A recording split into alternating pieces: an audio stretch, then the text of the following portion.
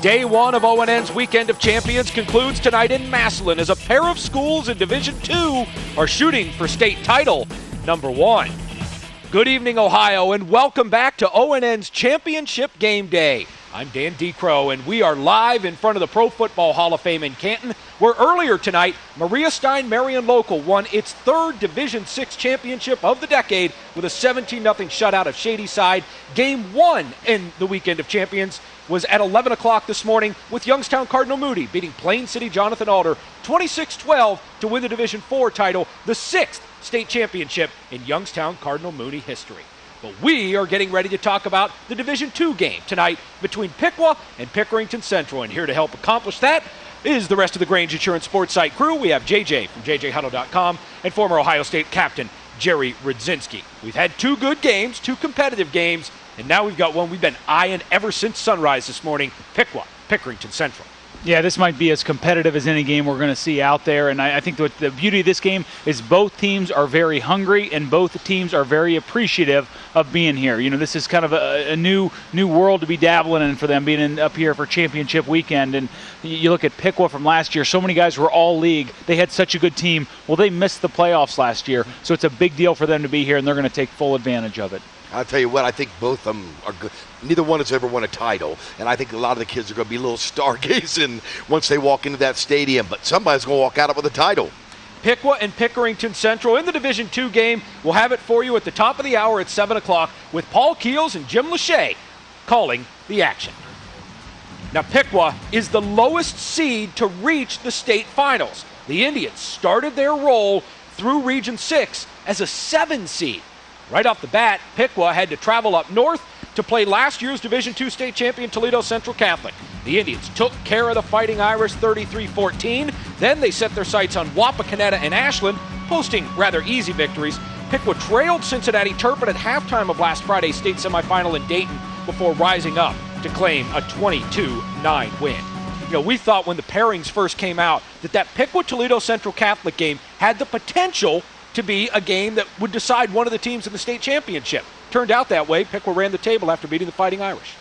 Well, against Turpin, too, that's another impressive win. I mean, Turpin's win over Harrison said a lot about them. Piqua went back and forth, and they really have had a difficult schedule. It started in Week 1 with Grove City. They lost that game, gave up a lot of points, and then in Week 10 they dropped one to Northmont as well. So hasn't been smooth sailing all the way from Piqua, but boy, you knew at the end of the year they were just so hungry and so fired up about getting into the playoffs. They got in there at that 7 seed, and they made the most of it. And they do. They have got a lot of talent. They knew they had a lot of talent coming back. I think that's why the Week 1 loss with that many points really surprised a lot of people. But they've gotten better week after week. I mean, guys, this defensive line for Piqua, every single one of them was all league last year. Yeah, that's Didn't impressive. make it to the playoffs. Here they are now. It's almost like they're angry this season. They're playing with a chip on their shoulder, getting back for what they missed out on last year. Piqua lost its season opener to Grove City by 7 points and then lost at the end of the season, as Jerry mentioned, to Clayton Northmont. Both schools, Division I teams and very good teams as well. Now, Piqua has one of the most loyal followings that you're going to find anywhere in the state. Here's with a closer look at the Indians is Dave Chudowski. Over 100 years of football memories have been had at Piqua High School, except for one, the memory of a state championship. I think it puts a decent amount of pressure on you because you don't have this opportunity all the time.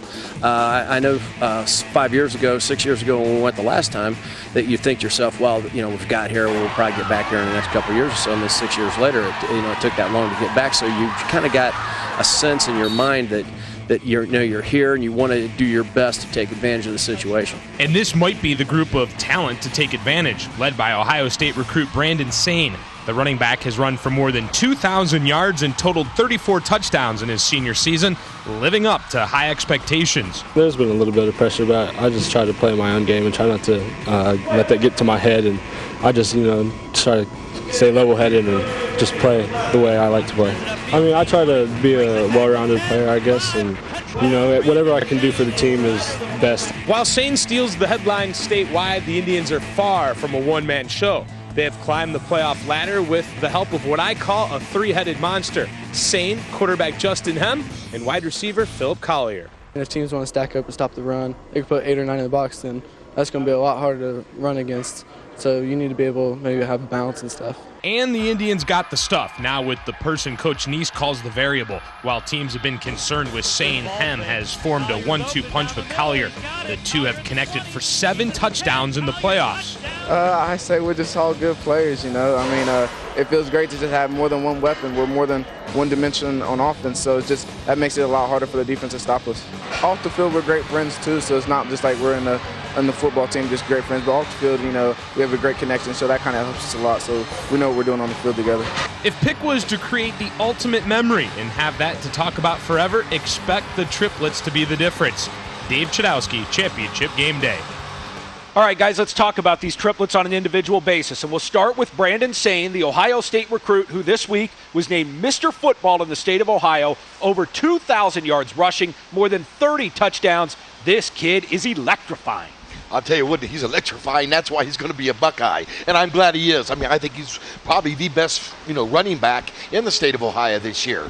And I think he'll get his yards tonight, but I think it's going to be a lot tougher. Jerry, I think the really interesting thing about Sane is we all hear how fast he is, state champion in the 100 meters and in the 400 meters, but he's a big guy. He's not a little guy who is just, running away from tackles. He can run guys over. Oh, absolutely. I think if anything, sometimes you want to see him just use his flat-out speed more often. He'll look to run into somebody when you're saying Sane. You got all the track records. Just beat him around the end. You can outrun that entire defense. But he likes the physical game of football. He likes to play with low pad levels. He is a guy that can fall forward for extra yardage. He's a special player and also very humble. He just feels like, hey, I'm just part of this team.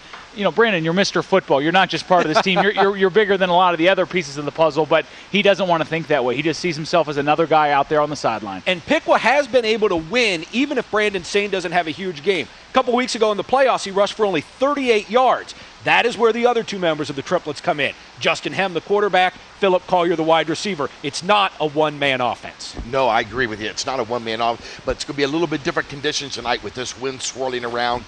We've seen all day people struggling passing the ball and even punting the ball. The kicking games have struggled. I think it's going to be a lot more difficult, and a lot more will fall on Brandon's back here tonight. Jerry, you had the color commentary for our first game at Massillon, the Division IV game, Youngstown Mooney and Plain City Jonathan Alder. The weather has been rotten all day. Ever since this wind blew in, we've seen more than enough of that. How much do you think it's going to impact the passing game? Well, I think it's going to die down a little bit. That first game at 11 o'clock kickoff, it was like the press box was going to blow over. I mean, it was unbelievable. The goalposts were shaking. The lights in the stadium were shaking. Of course, the tent here almost blew away from us. It was just an amazing afternoon, but it's still a vicious, vicious win. It's going to play an impact on the game, but I think it's going to be less than those first games. But both teams are going to have weapons to go to if the passing game shuts down. But I think the winner of this game is the team that can be balanced and throw and pass and run and scramble and do everything they're going to need to do. And Justin Hem's the kind of quarterback who can do that. He's not just a guy who launches the ball down the field. He's got great legs and can move out of the pocket and hit guys on the run. Watch out for those quick slant passes to Philip Collier. It kind of reminds you of Troy Smith to Anthony Gonzalez, the way these Piqua Indians run those quick slants from Hem to Collier. Well, we have another team to talk about. That is the Pickerington Central Tigers, and we will discuss the Tigers team when ONN's Weekend of Champions continues. This is ONN Championship Game Day, presented by Grange Insurance and Elk & Elk, as you look at the great coach, Paul Brown, and his statue in front of the stadium named for him in Massillon. Stick around.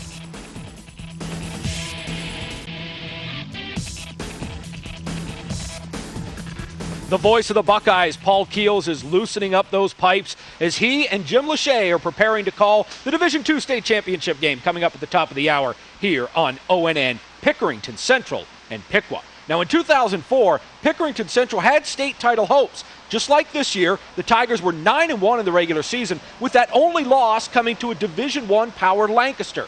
But Pickerington Central ran into the eventual state champ, Columbus Brookhaven, in the second round, ending that run through the playoffs. This time around, Pickerington Central has been strong. Nobody could handle the Tigers this November.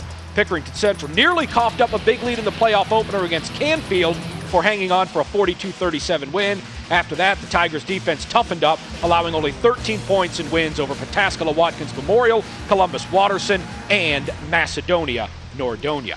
Those last two games on there, 13-3 and 7-3, big-time defensive efforts, JJ. And their defense has been tougher. I think they've been tested a lot through the season. Even when they played Lancaster, it was a real huge physical game. And they're used to these type of physical games, and their defense just comes at you. I mean, they're just so physical. I don't think a lot of teams are ready for that type of a defense. We'll talk about the Tigers' offensive weapons momentarily, but Jerry, it is defense that has driven Pickerington Central to this point. What's amazing to me about this group from Pickerington Central is what they did last week. They take on a guy in Jordan Maben who's been doing it for 4 years in high school football. If Brandon Sane doesn't win Mr. Football, maybe Maben does there. They shut him down last week. They contained him. They bottomed him up. They didn't let him put points on the board. So you know that these guys from Pickerington Central can play great run defense. You know, the three-headed monster there with him and Collier, well, it might become two-handed if they take away Sane like they took away Maben. Well, and it is a good thing that Pickerington Central has that big-time D because, as Jerry just mentioned, 1 week after shutting down Division II co-offensive player of the year Jordan Maben, now Pickerington Central gets to try it again with the guy that Maben shared the award with, eventual Mr. Football, Brandon Sane. It is a challenge that the Purple People Eaters welcome. They run close to the same thing Macedonia did. Brandon Sane, he's an athlete. He's unbelievable. He's got speed, power, quarterback's mobile, got some good receivers. So we'll have our hands full, but we'll be all right. The Pickerington Central defense has been more than all right in recent weeks. The Tigers held Jordan Maben to 57 yards on 17 carries in a 7-3 victory over Macedonia.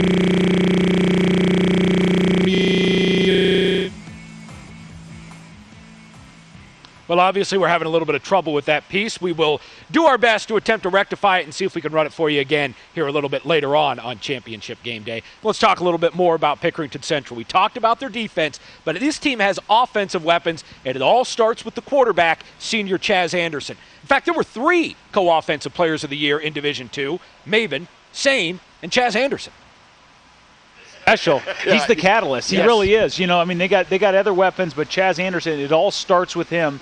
And I mean, he is a guy that understands the offense. He's a spirited guy. He's a great leader for this team, and he's going to go on and do things at the college level. You know, a great prospect going to Cincinnati. But Chaz Anderson is a true weapon, and he can really spread that ball around. I mean, those first 2 playoff games you saw, they were scoring 40-plus points. Now they slowed down against Watterson and Nordonia, 2 great defenses.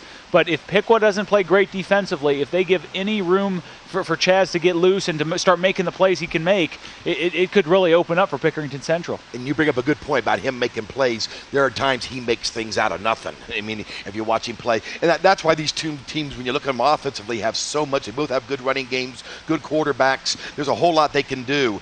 But making big plays when there's nothing there, it seems to be his specialty. All right, Brandon Sane is one of 2 running backs in tonight's game who rushed for over 2,000 yards in the season. In addition to Sane, it's Pickerington Central's Jordan Jarrell. He can put them on the board. I'll tell you what, I saw him against Watterson, and he scared me physically. How big this kid is, muscular, and he can really bust. He doesn't go down. You're going to have to wrap him up, or he'll carry 2 or 3 tacklers with him.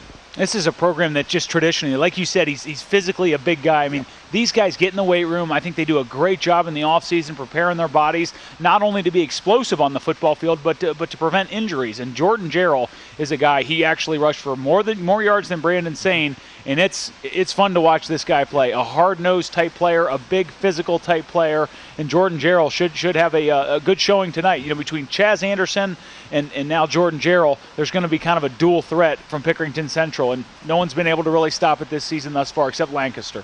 Pickerington Central and Piqua coming your way at the top of the hour here on ONN. More Championship Game Day presented by Grange Insurance and Elk & Elk coming up in just a moment. Stick around. Jim Thorpe, the great Hall of Famer, inside the Canton Pro Football Hall of Fame. It's the first thing you see as you walk in the door of the great building that is right behind us. And we would like to thank the folks at the Pro Football Hall of Fame for being the hosts of ONN Championship Game Day for a 2nd consecutive year. If you've never been to the Hall of Fame, make the trip to Canton. It is a fantastic facility with so much great history on the birth of the NFL and everything football. Stephanie Meneke gives us an inside look at this football shrine. Brad Reeves is overwhelmed as he walks the halls of the Pro Football Hall of Fame with his little boy Owen. He's hopefully a future football player. Dad would like that, but never know. Mom hopes he's a kicker at the best, so they won't get hurt as bad. Reeves is surrounded by legendary football greats of the past and can't help but get excited as he visits the place where it all began, Canton, Ohio. We are the birthplace of professional football. We are where the league was initially formed and founded. And as a result of that, the National Football League decided to build the Pro Football Hall of Fame here in what we call the cradle of professional football. So we come full circle here. Professional football careers may start during these high school state championship games. And in the same city, right across the street, these careers may just end at the Pro Football Hall of Fame. This is the highest level that they could possibly achieve. It's the highest honor that a professional football player can achieve, is to be inducted into the Pro Football Hall of Fame. So this is the ending place. An ending place many Ohioans have been honored with. Revered players such as Larry Zonka, Dan Deerdorf, Jack Lambert, and Paul Warfield.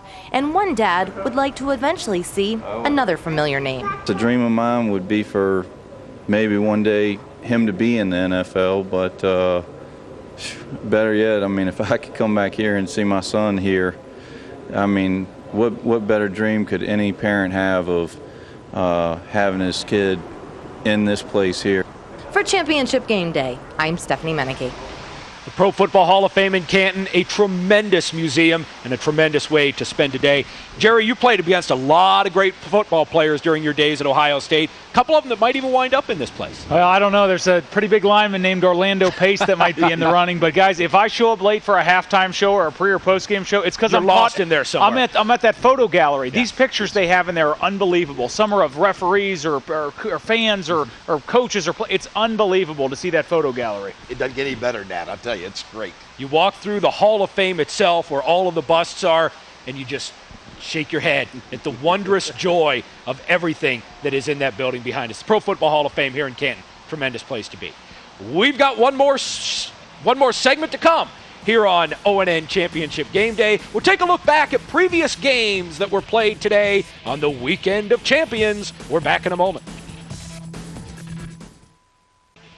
Our first two state champions of 2006 were crowned today. We get it started with Division 4. It was Youngstown Cardinal Mooney taking on Plain City Jonathan Alder, the Pioneers, making their first trip to the state finals. It was a scoreless game in the first quarter when Brandon Beecham intercepted Austin Schlosser, took it back to the 25-yard line, and set up the first touchdown of the game for Cardinal Mooney. After a couple of Jonathan Alder scores, they went up 12-7. Jerry, Dan McCarthy, the quarterback of Mooney, started taking the game over. Make people miss. He's got great speed. He's breaking outside here. Almost ends up scoring a touchdown on this particular play, but he did not throw the ball but 4 times today. Only completed 2 of those, but it was McCarthy's legs that really was the difference in Mooney becoming a state champion. That touchdown run on 4th and goal gave Cardinal Mooney the lead, and it was the lead for good. 3 second-half touchdowns. Michael Zordich had one. Brandon Beecham had another one. And Youngstown Cardinal Mooney wins the Division 4 state title 26-12 over Jonathan Alder. Game 2 in Canton. Division 6, Maria Stein Marion Local and Shadyside. This was a scoreless game at the half, and in the second half, Ben Schaefer started grinding out yards. Schaefer on the field to replace the injured Mark Oddie. Luke Holman would finish off the first scoring drive of the game midway through the third quarter with that short touchdown run. JJ Shadyside had chances, but just could never get anything going offensively. It was just near misses all day. You'll see the frustration here, right on the fingertips. It just seemed to be the story of their offense today. The option pass there by Taylor Jovicic falls incomplete. The Flyers go back down the field. Didn't see a lot of passing in this game, but when Marion Local put it up, it worked. Chris Stuckey to Dan Moeller for the long touchdown, 56 yards on the score, and it would be Marion Local rolling to the shutout victory over Shadyside, 17-0, the final in Division 6. And that means for 2 straight years, the Division 6 state championship comes out of the Mighty Mac. Last year it was Delphus St. John's. This year, Maria Stein Marion Local. Well, we talked about it. I mean, going through the MAC, and they lost to St. Henry, they lost to Coldwater, but if it's possible to get better after you lose, it happened with them. They were 1-2 to start the season off, but Marion Local turned it around. They knew they really probably couldn't lose another game the rest of the season. Their backs were against the wall, and they got it done behind Mark Oddie through the season. behind Ben Schaefer today. And we can talk about the MAC all we want. It just keeps proving itself right up here in the Massillon-Canton playoffs. And, of course, another MAC team will be on the field tomorrow. It'll be the first game in Saturday's part of the Weekend of Champions. Division 5, St. Henry taking on Warren JFK. Well, coming up in just a couple of minutes, it is the Division II final from Massillon's Paul Brown Tiger Stadium. Piqua and Pickerington Central. We've talked about both teams. Both teams have very good defenses. Maybe the Tigers a little bit of an edge on D. Maybe Piqua a little bit of an edge in the skill positions. Should be a great competitive football game in Massillon. I had a chance to talk to some of the Northmont coaches earlier today, and I said, what was the key? In Week 10, you guys were able to beat them. And what they said was, you got to take away Collier. If you can do that, Brandon Sain's the best player in the state. You're not going to totally shut him down, but don't let Sain and Collier beat you. Just make them one-dimensional, and you can take on Sain, but you can't let Collier on that seam pass become wide open. And I think it all comes down to Pickerington's defense. You're right. If they can stop them, then they're going to win this football game. Pickerington Central did a great job last week shutting down Jordan Mabin in a 7-3 win over Macedonia Nordonia. We'll see if the Tigers can do the same thing to Brandon Sain tonight in Massillon. ONN's championship game day will be back at halftime. We'll take a look at the first half, talk about what we expect to see in half number 2, and then we're back after the game as well for the post-game wrap-up. For JJ and Jerry Rudzinski, I'm Dan Decrow. Up next, it's off to Massillon, the Division II state championship game between Pickerington Central and Piqua here on ONN.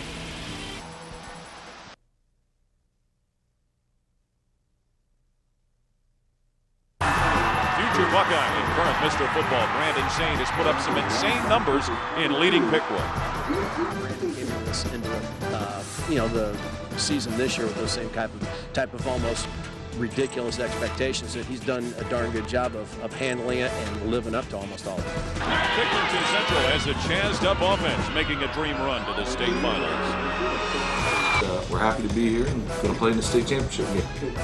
It's the Division II state championship game next on ONN.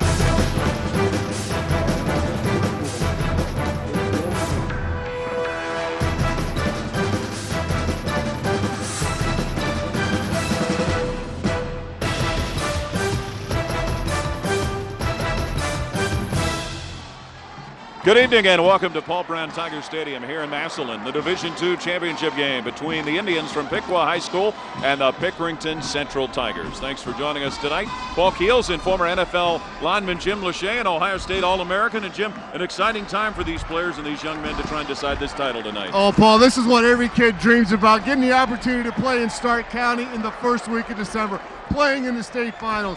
Not many kids get this opportunity to go out and get it tonight. And one of these teams are going to get their first state championship. Piqua's been here once before, but they come in with some impressive play. Yeah, Piqua's got some good players there. Their coach, Bill Neese, been in his 15th year, done a good job building the program. Of course, Brandon Sain, Mr. Ohio, is going to be exciting to watch, but watch their quarterback, Justin Hemp. He can make some plays. Yeah, made a big fourth down play last week. Meanwhile, the Tigers of Pickerington Central, a team that comes in having played some very good defense the last couple of weeks, Jim. Yeah, when you look at the defense on paper, they're kind of the smallish side, especially when you look at that defensive line. But they have a bunch of linebackers that swarm to the football. They're going to have to swarm to the football this week to stop this rushing attack of Piqua. Yes, they certainly will. It is cold, it is windy, it is challenging out here, but the Division II championship to be decided tonight here in Massillon. Two other titles decided, this one between Pickerington and Piqua coming up next.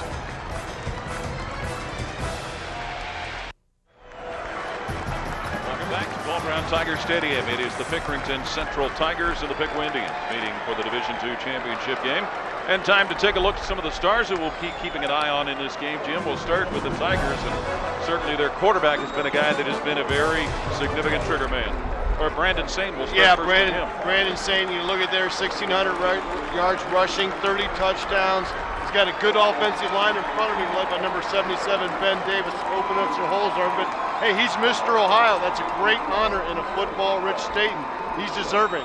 Yes, it is. And now we get a look at Chaz Anderson, the quarterback for the Tigers, headed to the University of Cincinnati. Yeah, he's a UC recruit, and he really is a leader of this team. He's the guy that's got to make plays. Has 12 touchdowns, 6 interceptions for the year, completing 57% of his passes. But he's the leader of this team. He's the one that makes them roll, Paul. Yes, they will be the key players. We see the Indians of Piqua heading onto the field. The Tigers of Pickerington Central will be coming out in all purple, and we'll come back with the championship game in Division II following this pause on ONN.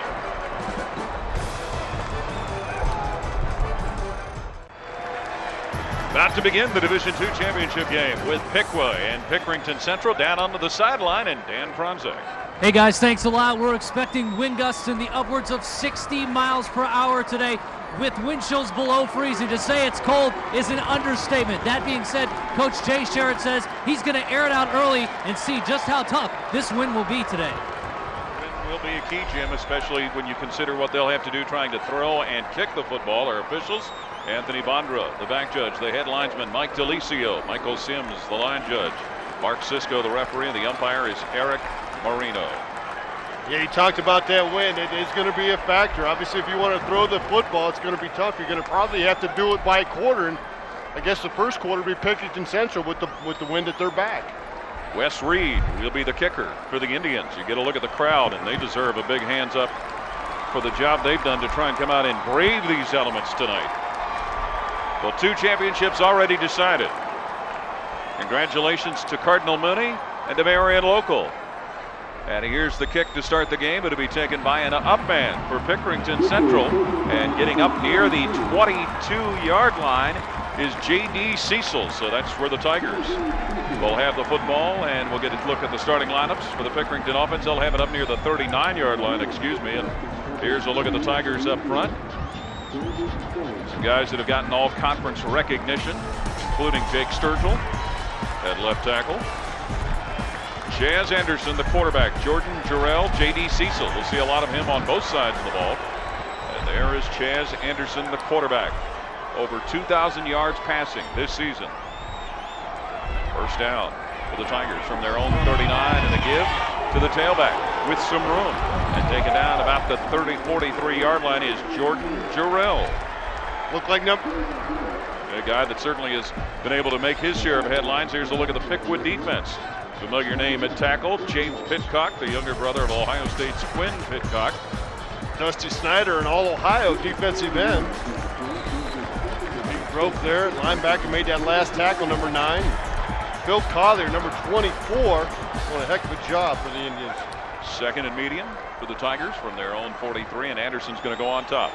Pressure, and it is intercepted and then dropped by David Rolfe. Hit him in a bad place, Jim. Hit him right in the hands. Paul had nice pressure put on that play by number 92, Jake Pitcock. You'll see him coming to the picture, kind of flush Anderson out. Here he is coming from the left side and forces that throw. And yeah, Paul, David Rolfe, the junior, 6'3", 212, would like to have that one. So now it'll be 3rd and 6 for the Tigers. At their own 43-yard line, we'll see Anderson working a shotgun. It's the opening drive of the football game. Pickerington Central trying to convert to keep the drive alive. Whistles and flags to stop play. Well, first penalty of the night. Let's see what we got here. Was there some movement at the line of scrimmage? Here comes Mark Sisko. Legal procedure on the offense. Had a little movement early, so it'll make his 3rd down even longer now, Paul. Yes, it will. This is the first ever championship game appearance for Jay Sherritt's Pickerington Central Tigers. Of course, Pickerington and Fairfield County just a few years ago split into 2 high schools. Piqua was here once before and lost in the state finals. So now 3rd and 11 for the Tigers as they work from their own 38-yard line. Empty backfield for Chaz Anderson. Steps up, eludes some pressure, eludes a little more.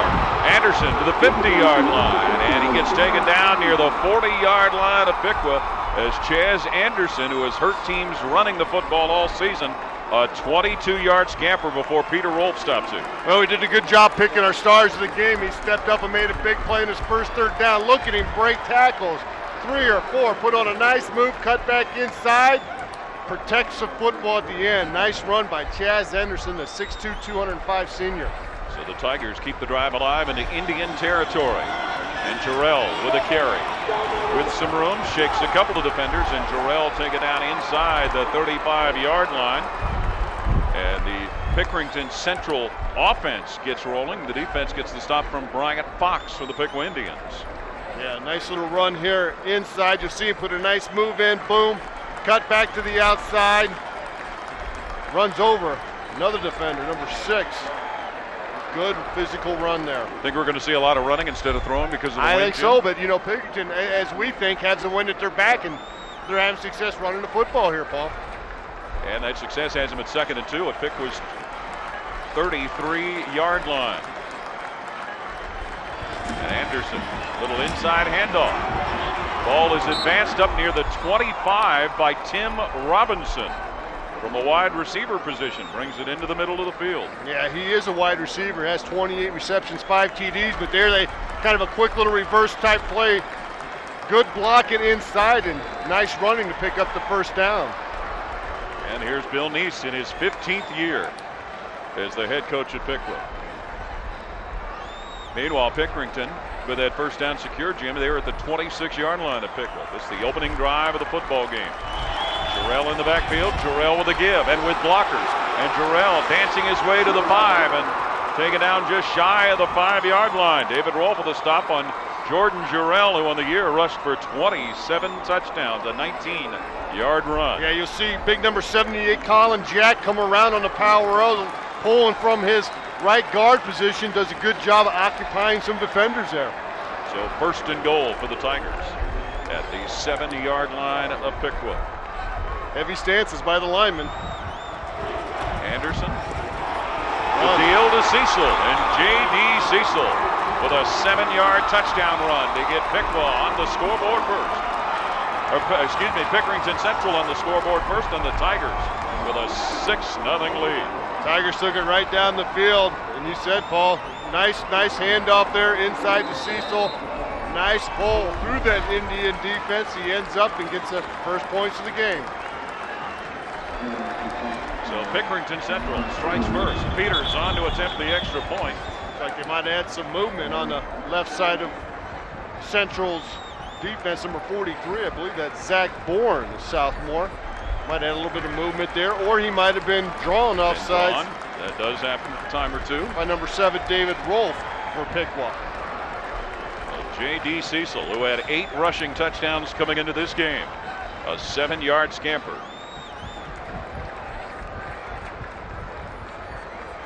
And it is procedure against the kicking team or the offensive team, so that will make the PAT a little bit of a longer try for Brian Peters. We'll see Brian Peters, Jim, line up at a variety of positions. Yeah, he can play it, and Paul, we saw him in the pregame warm-up kicking this way, and he was true. Made it right down the middle a few times after he learned how to play that wind. Yes, after he learned how to play it. The wind is blowing very, very strongly. The holder is Mark Noble. And Brian Peters with a kick for the PAT, and he's got it. So Pickerington Central strikes first. A 7-yard touchdown run by J.D. Cecil has given the Tigers a 7-0 lead. You see a little more than 9 to play. Now it'll be the Piqua Indians' chance to try and answer. Well, you can't script a better drive. You know, if you're Pickerington, taking it right down against the Indians. You know, this Indians team's only giving up 14.5 points per game, but Pickerington was able to take it down consistently and move that football. 7 plays, 61 yards, 2 minutes and 41 seconds off the clock. So nice opening game drive. We'll see if the Indians for Piqua can counter here with Brandon Sane, number 28, and also their quarterback, number 3, Justin Hem. Well, as we mentioned, Jim, a lot of that on the ground, and we expect to see a lot of everything on the ground because of the elements tonight. So Piqua, who won the toss and deferred, will drop 2 receivers back, Brandon Sane being one of them, awarded the Ohio Mr. Football Award earlier this week. And he's dangerous. He's had 3 kickoffs that have gone 81 yards and farther for TDs this year, so a lot of teams have had to kind of kick away. We've seen those problems before this year, yes, haven't we, Paul? Down in Columbus with Mr. Ted Ginn.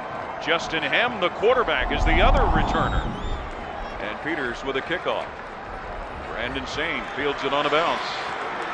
And Brandon Sane with some room. Down just past the 25-yard line is Brandon Sane. He is brought down by Pickerington Central's J.D. Cecil, who scored the touchdown. Here's the Piqua offense, some offensive linemen who certainly have, in Ben Davis, been recognized for their efforts during the season. First team All-State. There's Justin Hem, Brandon Sane stepping up. Phil Collier, their leading receiver, made a lot of plays. Justin Hem with a big 4th and 1 conversion last week against Cincinnati Turpin. late in the game to keep a drive going, and then Brandon Sane ripped off a 52-yarder on the very next play. So the Indians, 1st and 10 at their own 27. And Ham, a late pitch on the option. Sane, right side. Brandon Sane to the 30. And he is taken down by Pickerington Central's Zach Burke. There's a look at Brandon Sane. Here's a look at the Pickerington Central defense. You see Jack Hickman there at nose guard, just 5'8", 185, very aggressive football player. The linebackers, Brendan Fraley, doing a good job. 88 tackles coming into this football game. And this is a defense, Jim, that forced 26 turnovers on the season. Yeah, Zach Burke had 6 INTs himself. 2nd and 5 for the Indians at their own 32. And him, the quarterback, taken down around his own 31-yard line. And Pickerington Central's defense in to make the play.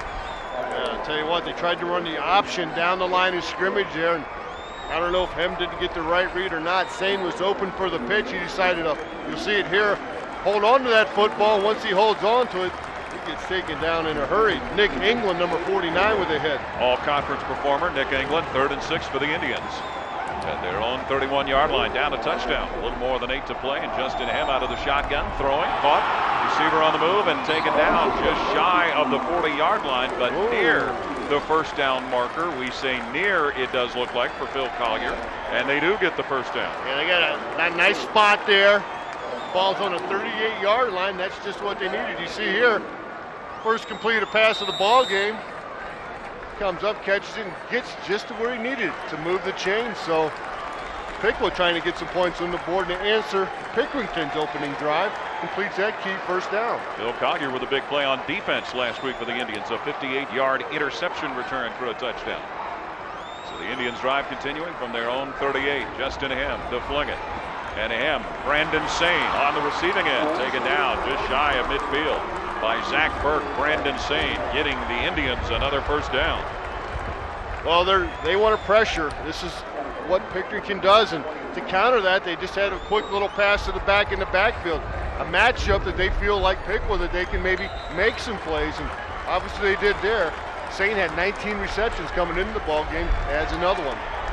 Over 1,600 yards passing for Justin Hem coming into the ball game. First down to the 50 for the Piqua Indians. We're down a touchdown. Brandon Sane in motion, gets the hand, and Sane to the left side, and Brandon Sane will be thrown down as he was smelled out by Brian Peters. We said you'd see him at a number of different positions, Jim. There he is, the guy that just made the kick before, came up, made a tackle, and Mr. Ohio, number 28, Brandon Sane. That time he took it on a reverse there and ran about 40 yards for no gain. Brandon Sane, an accomplished track athlete in the state of Ohio. Oh, no question about it. 1 to 100 to 200, ran a 10.38. That's before quick. 2nd and long. Pitch, Brandon Sane. And Sane grabbed and knocked down in midfield. Nick England, linebacker again, following Brandon Sane. And this quick Pickerington Central defense, quick to get after Mr. Football. Yeah, and I tell you what, you see Sane here, you come in the option, looks like you might have some running room, but no, that hole closes in a hurry. Good, sure tackle there. Whereas this is a Pickerington Central defense that had a big game against Jordan Maiden, holding him to 57 yards last week of Macedonia Nordonia. 3rd and long from the 50 for Piqua, who trails by a touchdown. Justin Ham drops it. Scramble for the football around the 44 of Piqua.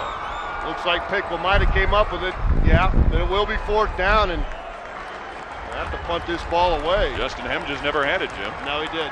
No, he did. That's sometimes can happen there. You see it, he got the snap, and he went to with a forward pass, and the ball fell out of his hand there, and then he does a good job of hustling the ball back on to save some field position. Tim Robinson and Chris Turner back to await the punt for Pickerington Central. And David Roll will punt it away for Piqua. The Tigers about to get their 2nd possession already with a 1-touchdown lead. Wolf Wynn really caught a hold of that, or he badly hit it. Maybe a combination of both, and the ball will be down to the Pickerington Central 43-yard line. It's Pickerington Central with a lead over Piqua, 7-0. This is ONN, Ohio's channel for high school sports.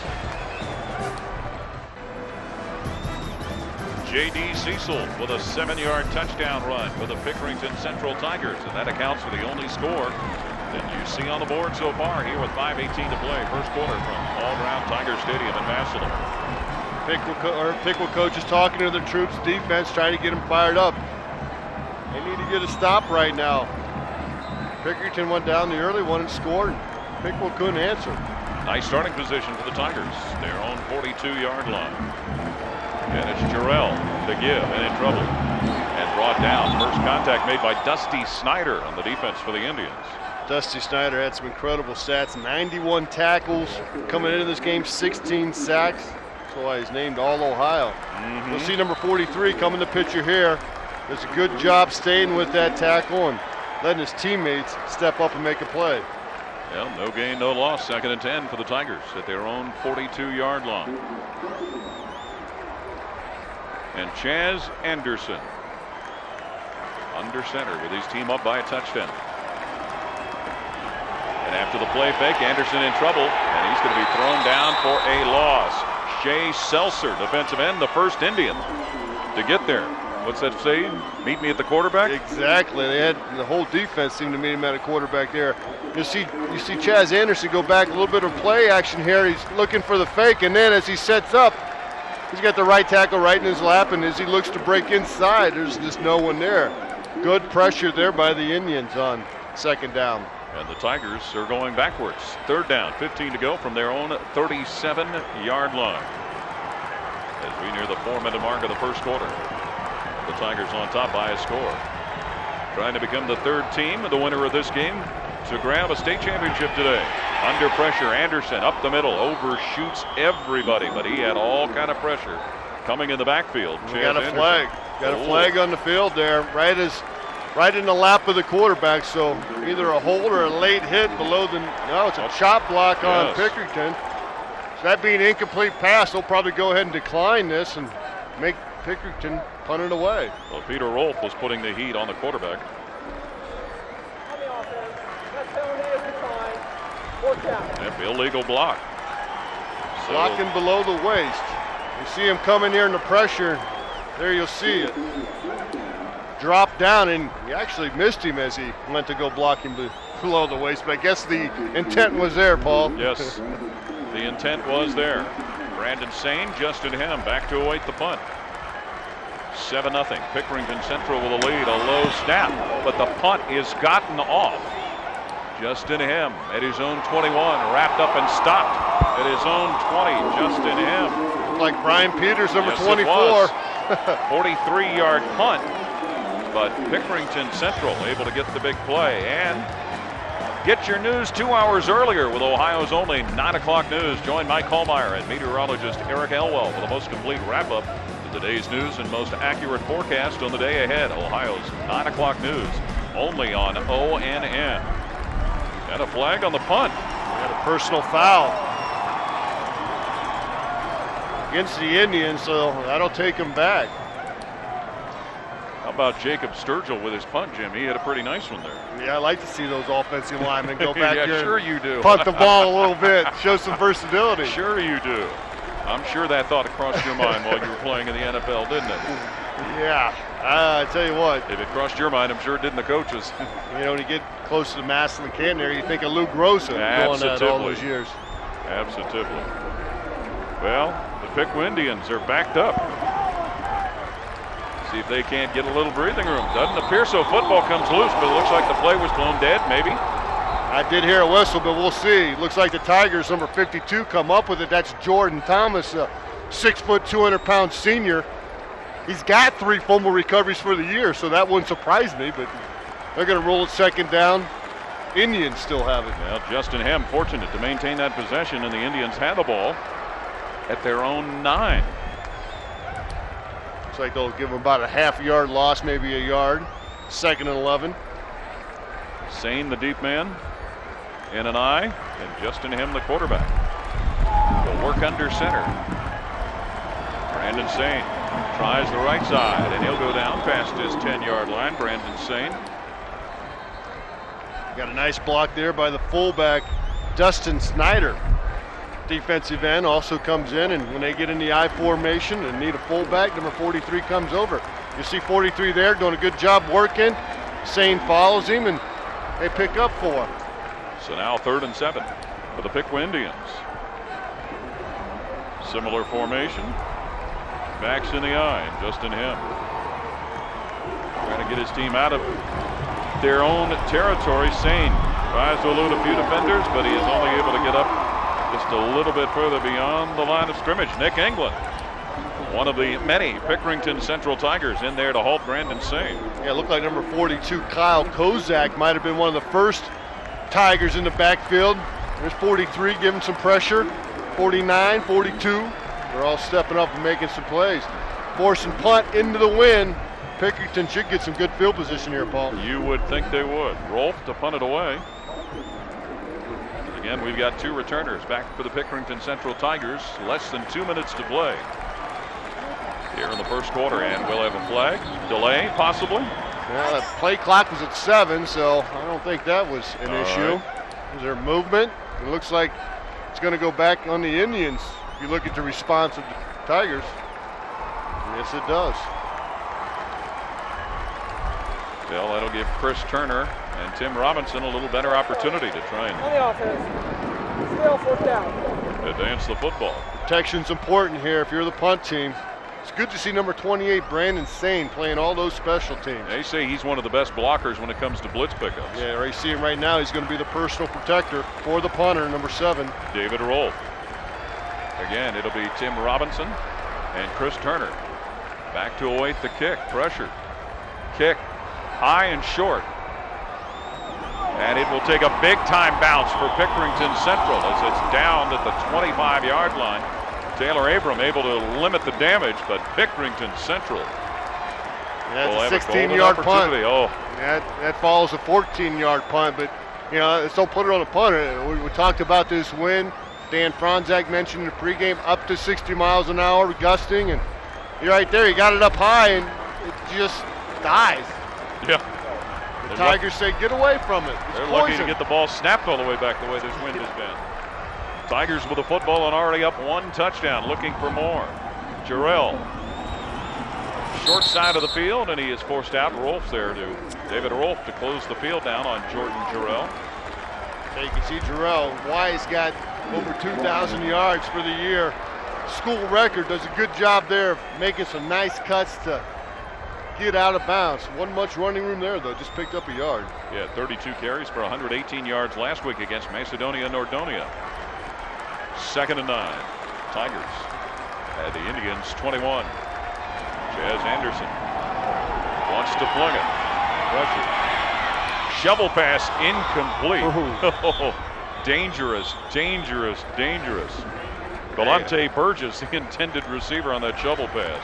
Well, goes forward, it's an incomplete pass. That thing goes backward. We know what that is. It's a fumble. Yes. But yeah, he's trying to make a play. State championship senior. You probably don't get too many quarterbacks this reign, but he tried to hit his tight end there, Blaine Burgess, the sophomore, and couldn't come up with a play. So now, 3rd and 9 for the Tigers to the Indians' 21-yard line. Jordan Jarrell, the setback, and everybody tight on the line of scrimmage. Anderson. Down the middle, incomplete. Oh, and a big-time shot is delivered to the intended receiver, J.D. Wisniewski. But he gets up. Yeah, you see here, Anderson on the play action. Throws it, he has him there, but again, threw it a little bit too high and couldn't come up with it. We'll see if Brian Peters can get 3 with a field goal here. Brian Fox had the stick on that play. This will be spotted at the 28. So a 38-yard field goal try by Brian Peters. Again, big-time wind to deal with. High snap. Oh, and it will be incomplete. Unsuccessful field goal try. A bad snap that could not get placed down. Peters did get a chance to put the foot through the ball, but a missed scoring opportunity for the Pickerington Central Tigers. Well, I tell you, the Indians maybe got to feel some momentum just off that miscue there, not be able to get some points off that great field position that they let them. We'll see if the Indians can take advantage of it here. Let's just clock starts ticking down at the end of the first quarter. The Piqua Indians have to feel very fortunate to have gotten off with that. Ohio's high school sports are second to none. Now ONN showcases them each week with Varsity Ohio. It's the state's only weekly show that focuses on all varsity sports, large and small. Join the ONN sports team Wednesdays as they explore and feature the state's best athletes. Varsity Ohio only on ONN, and here is a big-time run by Mr. Football, Brandon Sane, down the sideline, and to the house goes Brandon Sane on first down when Piqua seemed to have created their own problems with a bad punt. 80 yards or thereabouts. Brandon Sane with a touchdown, and Piqua a PAT away from tying this game. Yeah, we just talked about it. You can kind of feel maybe some momentum, maybe shifted from the defense, and the offense needed to step up and make a play. That's certainly what Brandon Sane did. Quick hitter to the inside of the line. He found a hole. Once you get him free and clear in the open field, look out. All people are seeing is the back of his numbers and his heels as he raced down the sideline. He just left everybody in his tracks, and that, Jim, plays up to a lot of what we talked about with his high school track success. And the PAT kick is up, and it is good.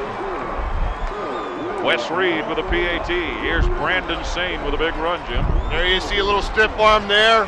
Breaks the tackle, and then no one can catch him. Turns on the juice and heads down the sideline. Let's see. National champion in the 60 meters indoor this past offseason. Yep. And a young man that is verbally committed to play at Ohio State. Be interesting competition at the tailback spot for the Buckeyes. Yeah, they have some backs right now. Chris Wells, Beanie Wells stepped up. Brandon Sane will be in that backfield for a few years. Number 28. I wonder who's going to get number 28, come to think of that. Well, she said Chris Wells wearing it now. Antonio Pittman will be back for a year. Maurice Wells will be back. I love to see these great Ohio backs stay in state. Oh, isn't that the truth? So we can watch them for a few more years. Yes. Well, I tell you what, the Indians really stepped up offensively after had 2 drives that didn't get it done. They come back and one play, boom, they go 80 yards. So got a guy like Brandon Sane, you can make it look easy as to see the ball roll off the tee and take off, head north. Yeah. They'll probably have to have somebody hold it. There's number 28 doing it again. Yeah, Wes Reed will kick it. Holding for Wes Reed will be Austin Payne, and Tim Robinson back deep for Pickerington Central. The game is tied at 7. Brandon Sane, holding the football. Out there playing special teams and a low kick. It'll be fielded by the up back. And Rolfs will make the tackle just shy of the 35-yard line on Chris Turner. So Pickerington Central back with the football in their hands, but the Piqua Indians have answered with a score on an 80-yard touchdown run by Brandon Sane. That answers J.D. Cecil's 7-yard touchdown run to even the game at 7-7. Well, we'll see now with Pickerington. Maybe if they want to take some shots, throw the football a little bit. Yeah, insane talent is right. Yes. 34 touchdowns, 2-time 100-meter champion. The 400-meter is probably equally as impressive. That's a hard race. Yes, it is. 45 he ran it in. And his run tonight, adding to that resume, Jordan Jarrell with a run of his own, spilling past the 40-yard line on his own side of the field for the Pickerington Central Tigers. Jordan Jarrell. Nice power run inside there by Jarrell. Okay, he's a strong running back. 5'10", 190-pound senior, does a good job of moving those legs forward there and picking up 7. Probably be the final play of the first quarter. The game tied at 7 on a couple of touchdown runs. Tigers will come to the line of scrimmage to see if they can't get something snapped before the quarter comes to an end, and they will not. That is the end of the first quarter here in Massillon. The Division II championship game. Pickerington Central and Piqua tied at 7. ONN is the exclusive home to the OHSAA state championships.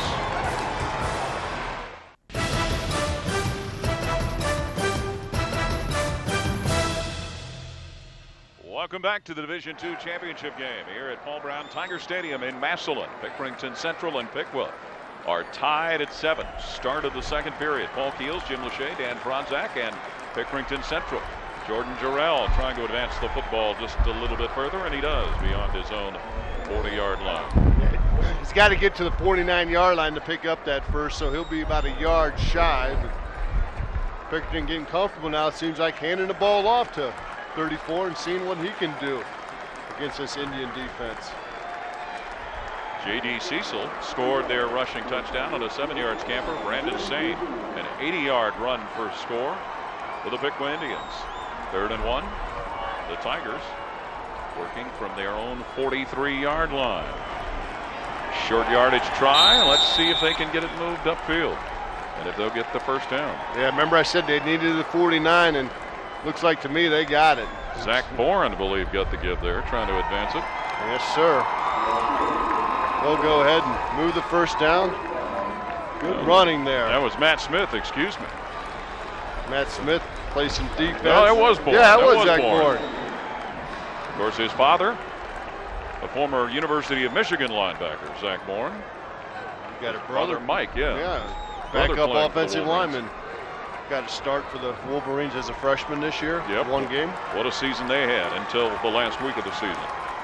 First down to the Tigers at their own 45-yard line. Chaz Anderson rolling out and on the run, hits his receiver.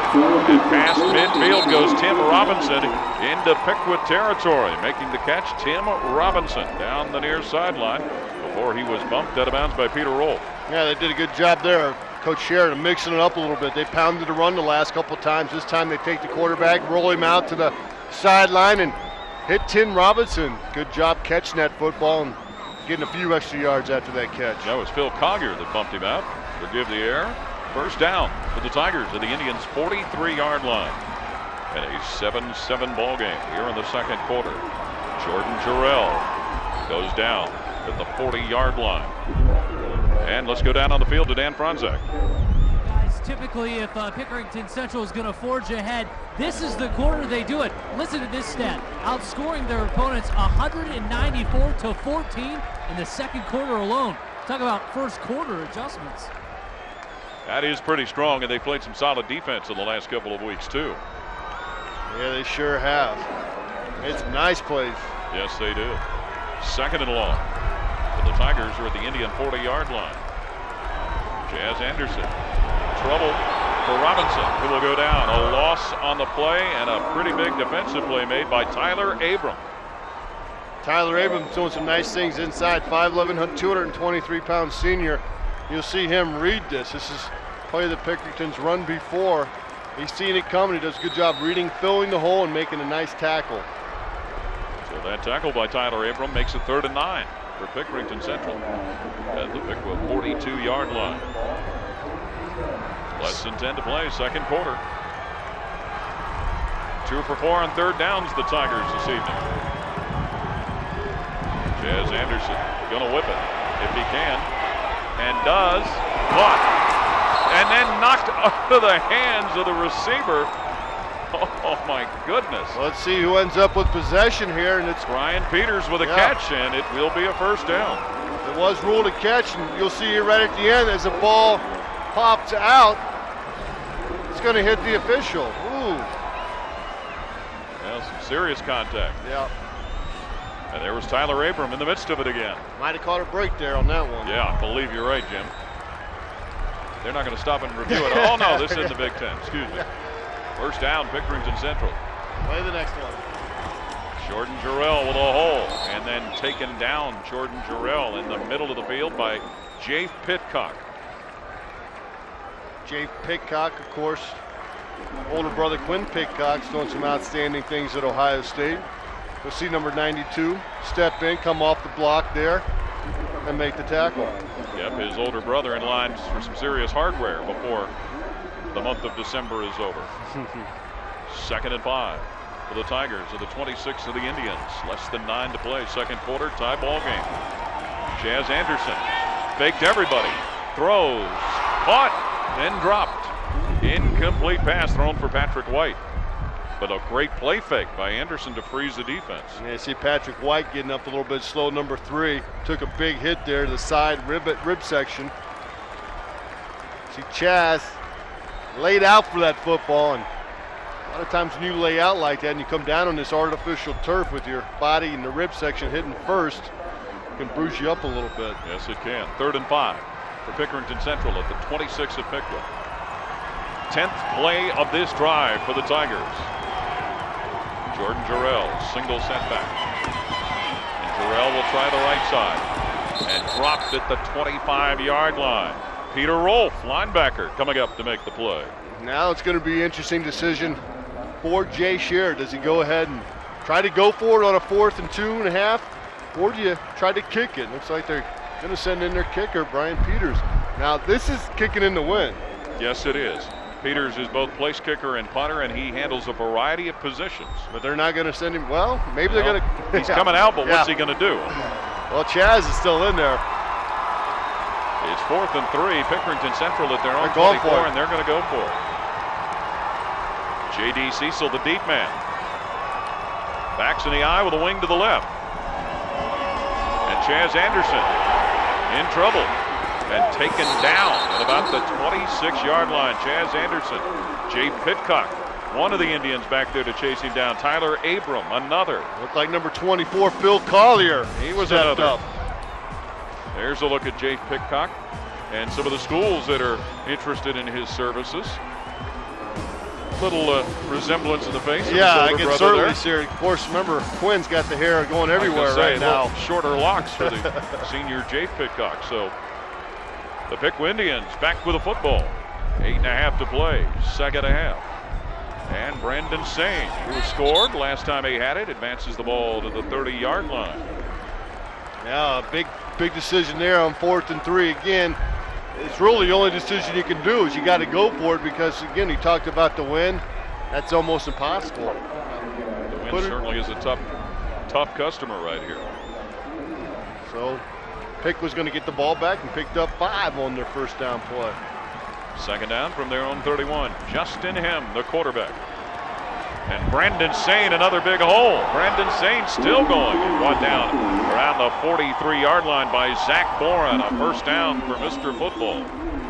Looks like right now the Indians just tacking straight ahead. None of this like they did the first couple series of going sideways and lateral. This is just straight downhill, and before you know it, Sane is in that linebacker area, and you get a running back with his ability going against linebackers, he can put a nice move on and pick up the first, which he did. He picked up 135 yards last week against Cincinnati Turpin. Indians continue this drive from the 4-3 and out of the shotgun. Justin Ham incomplete as it bounces off the hands of Phil Collier. Yeah, those are the ones you think about right there. Brian Peters, Mr. Do Everything, came up and put a big hit on there. You see here, coming in the shotgun, Hems, back passes on target. Hit him in the midsection, couldn't come up with it, so incomplete pass.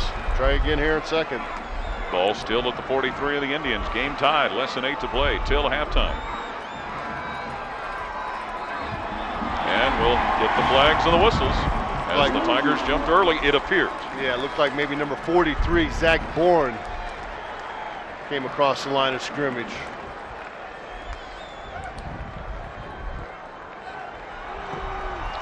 So that'll make it 2nd and 5. Yes, it will. This is the second. Second down, but a little shorter to distance to work with for the Piqua Indians, making their 2nd appearance in the state championship game. They lost in 2000 to Olmsted Falls right here in Massillon, 21-0. Handoff. Stopped shy of the 50-yard line. That was not Brandon Sane. I don't believe, or was it? Yes, it was. Thought it was a number 20 at first. Yeah, they faked the handoff to number 4, Willis Monbeck, and he goes out to block, and then they gave the ball to Sane right behind him, and lucky to get back to the line of scrimmage there. Not much running room inside off of that. Just say the Indians didn't take any fake there. No. I mean, I'm sorry, the Tigers. No fake at all. Yep. Fortunate for it to be 3rd and 5 for the Indians. At their own 48, Justin Ham in the shotgun. And Ham hit, and they're going to wave that as an incomplete pass. There's a big scrum for it, but the back judge immediately was waving incomplete. Big time pressure on Justin Ham. Ooh, big time blood too. Yeah, that's on what Leo Middleton. Get a little turf burn there. I said the arm was going forward. 73 comes in, gets a nice hit. Or 33, I'm sorry. Yep, Brendan Fraley makes a nice hit on him. So Indians maybe a little bit luckier. They'll get an opportunity to punt this ball away, and we'll see what kind of punter he is with the wind at his back. Yep, he being Rolf.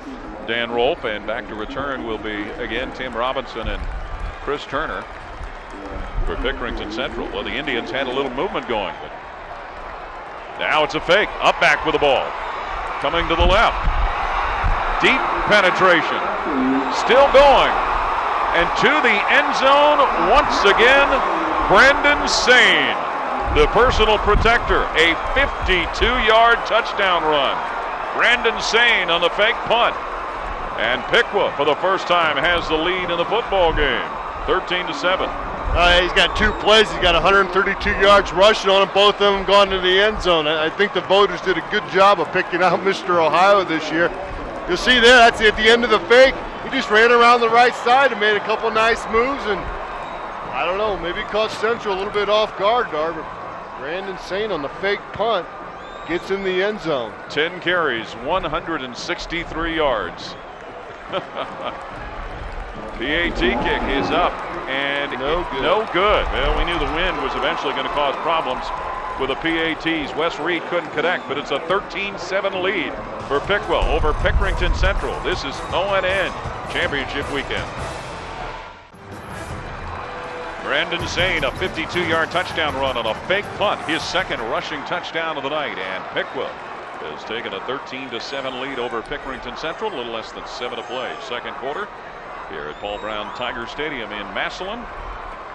And the Pickerington Central Tigers about to receive the football back. Tiger Stadium, Jim, here has hosted the most title games of any other facility in Ohio, 67 of them. It's a great facility, and I guess the first time I had a chance to come up here was 1981. Had a practice here with the North-South All-Star game. Wes Reed kicks off. White for Pickerington Central. Near the 30. Near the 40. And that is where Patrick White goes down. Wes Reed, the kicker, was in there in the vicinity to make the tackle, so the Tigers gave up the score, but they get a big chunk of yards to start this drive. And here is a look at the last scoring drive for Piqua. Yeah, big play there, and obviously Tigers thought they had him, but the Indians went for it on 4th and 5. Went for it with a fake punt. Yes. Picked it up and got in the end zone. 13-7. Indians with a lead. Tigers with a football at their own 40. Jordan Jarrell makes it to its own 45, and that's where Jarrell goes out of bounds. Ty Knox for the defensive play. And being patient here, Jarrell, good block again. Number 78, Colin Jack coming around, clearing a little path there for Jarrell to turn it upfield, pick up 7 yards. You mentioned he picked up 118 yards last weekend. J.D. Cecil in the backfield now with Jarrell. 2nd and 3 for the Tigers at their own 47.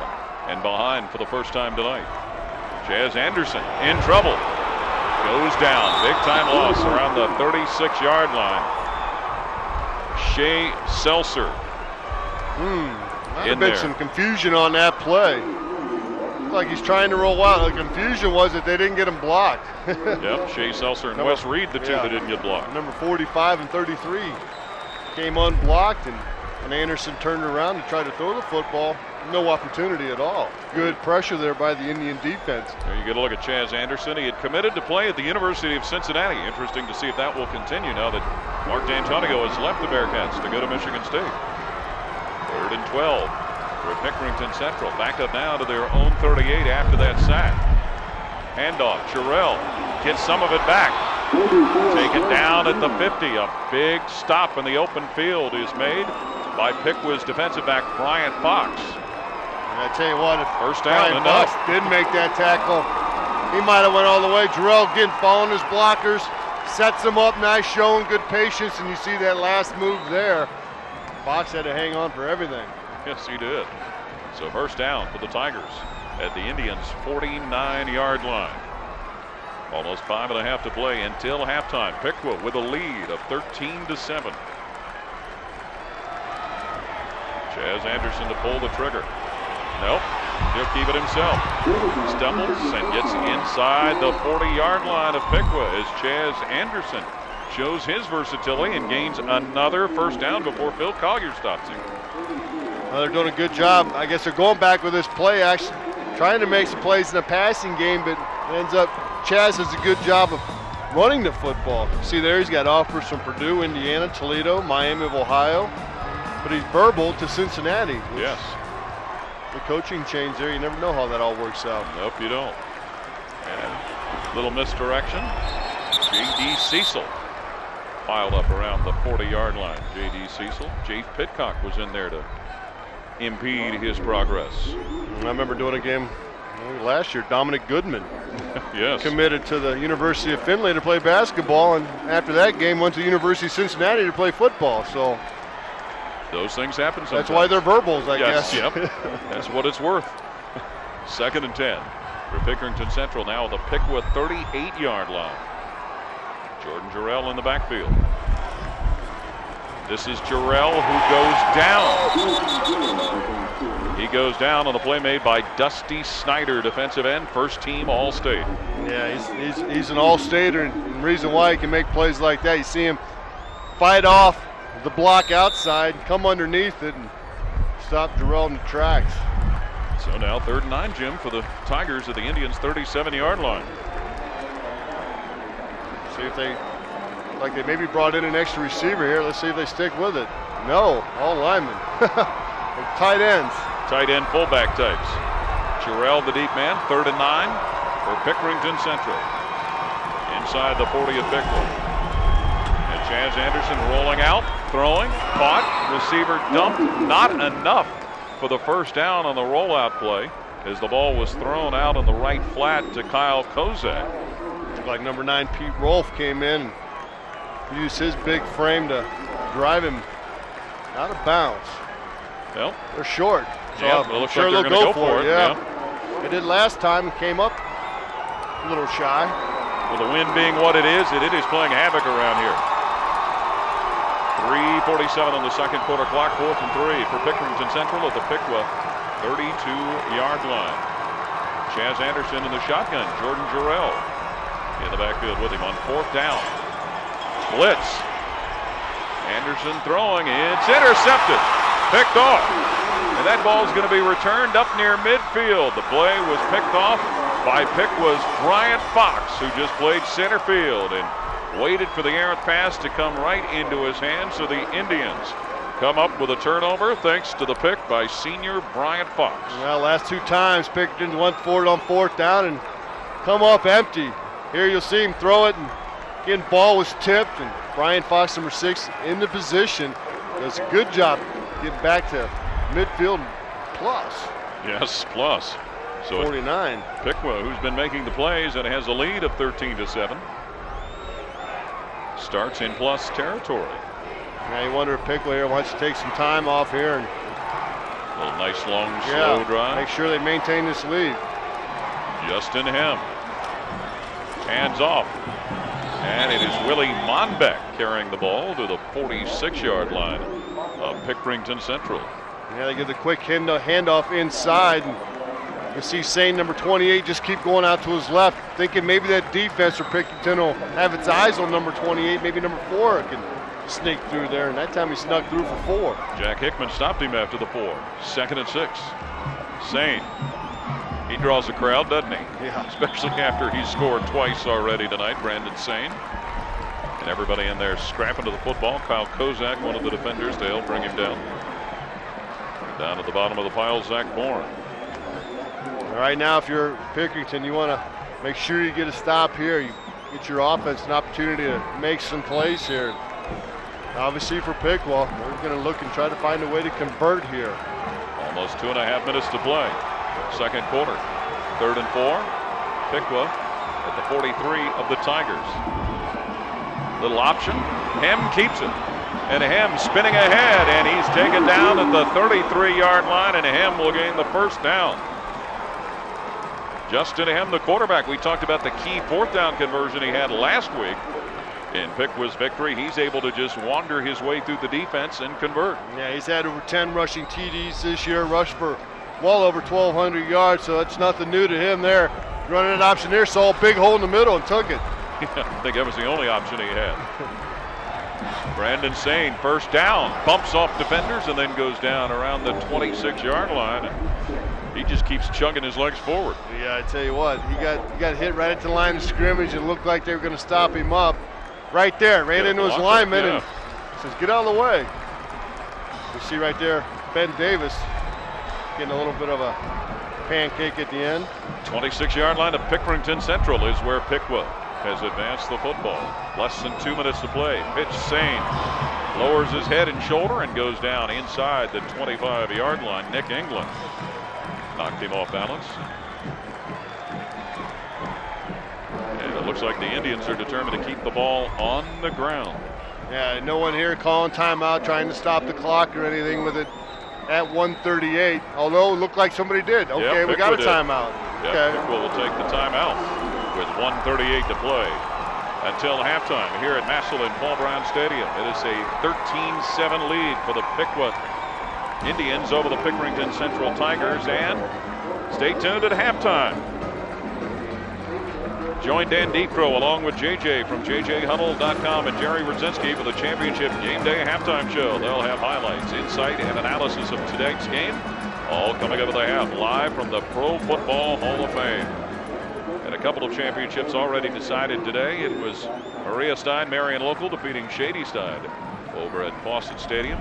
And earlier today, right here in Massillon, it was Youngstown Cardinal Mooney defeating Plain City Jonathan Alder. There'll be 3 more games tomorrow. Warren, John F. Kennedy against the Redskins of St. Henry. Steubenville meets Kettering Alder. And Mentor and Hilliard Davidson in the Division I championship game. Yeah, my old alma mater, St. Henry, going for title number 6. But we counted it up between both our alma maters, 12 state championships. That's right now. Right now. Hopefully it'll be 13 after tomorrow. Yes.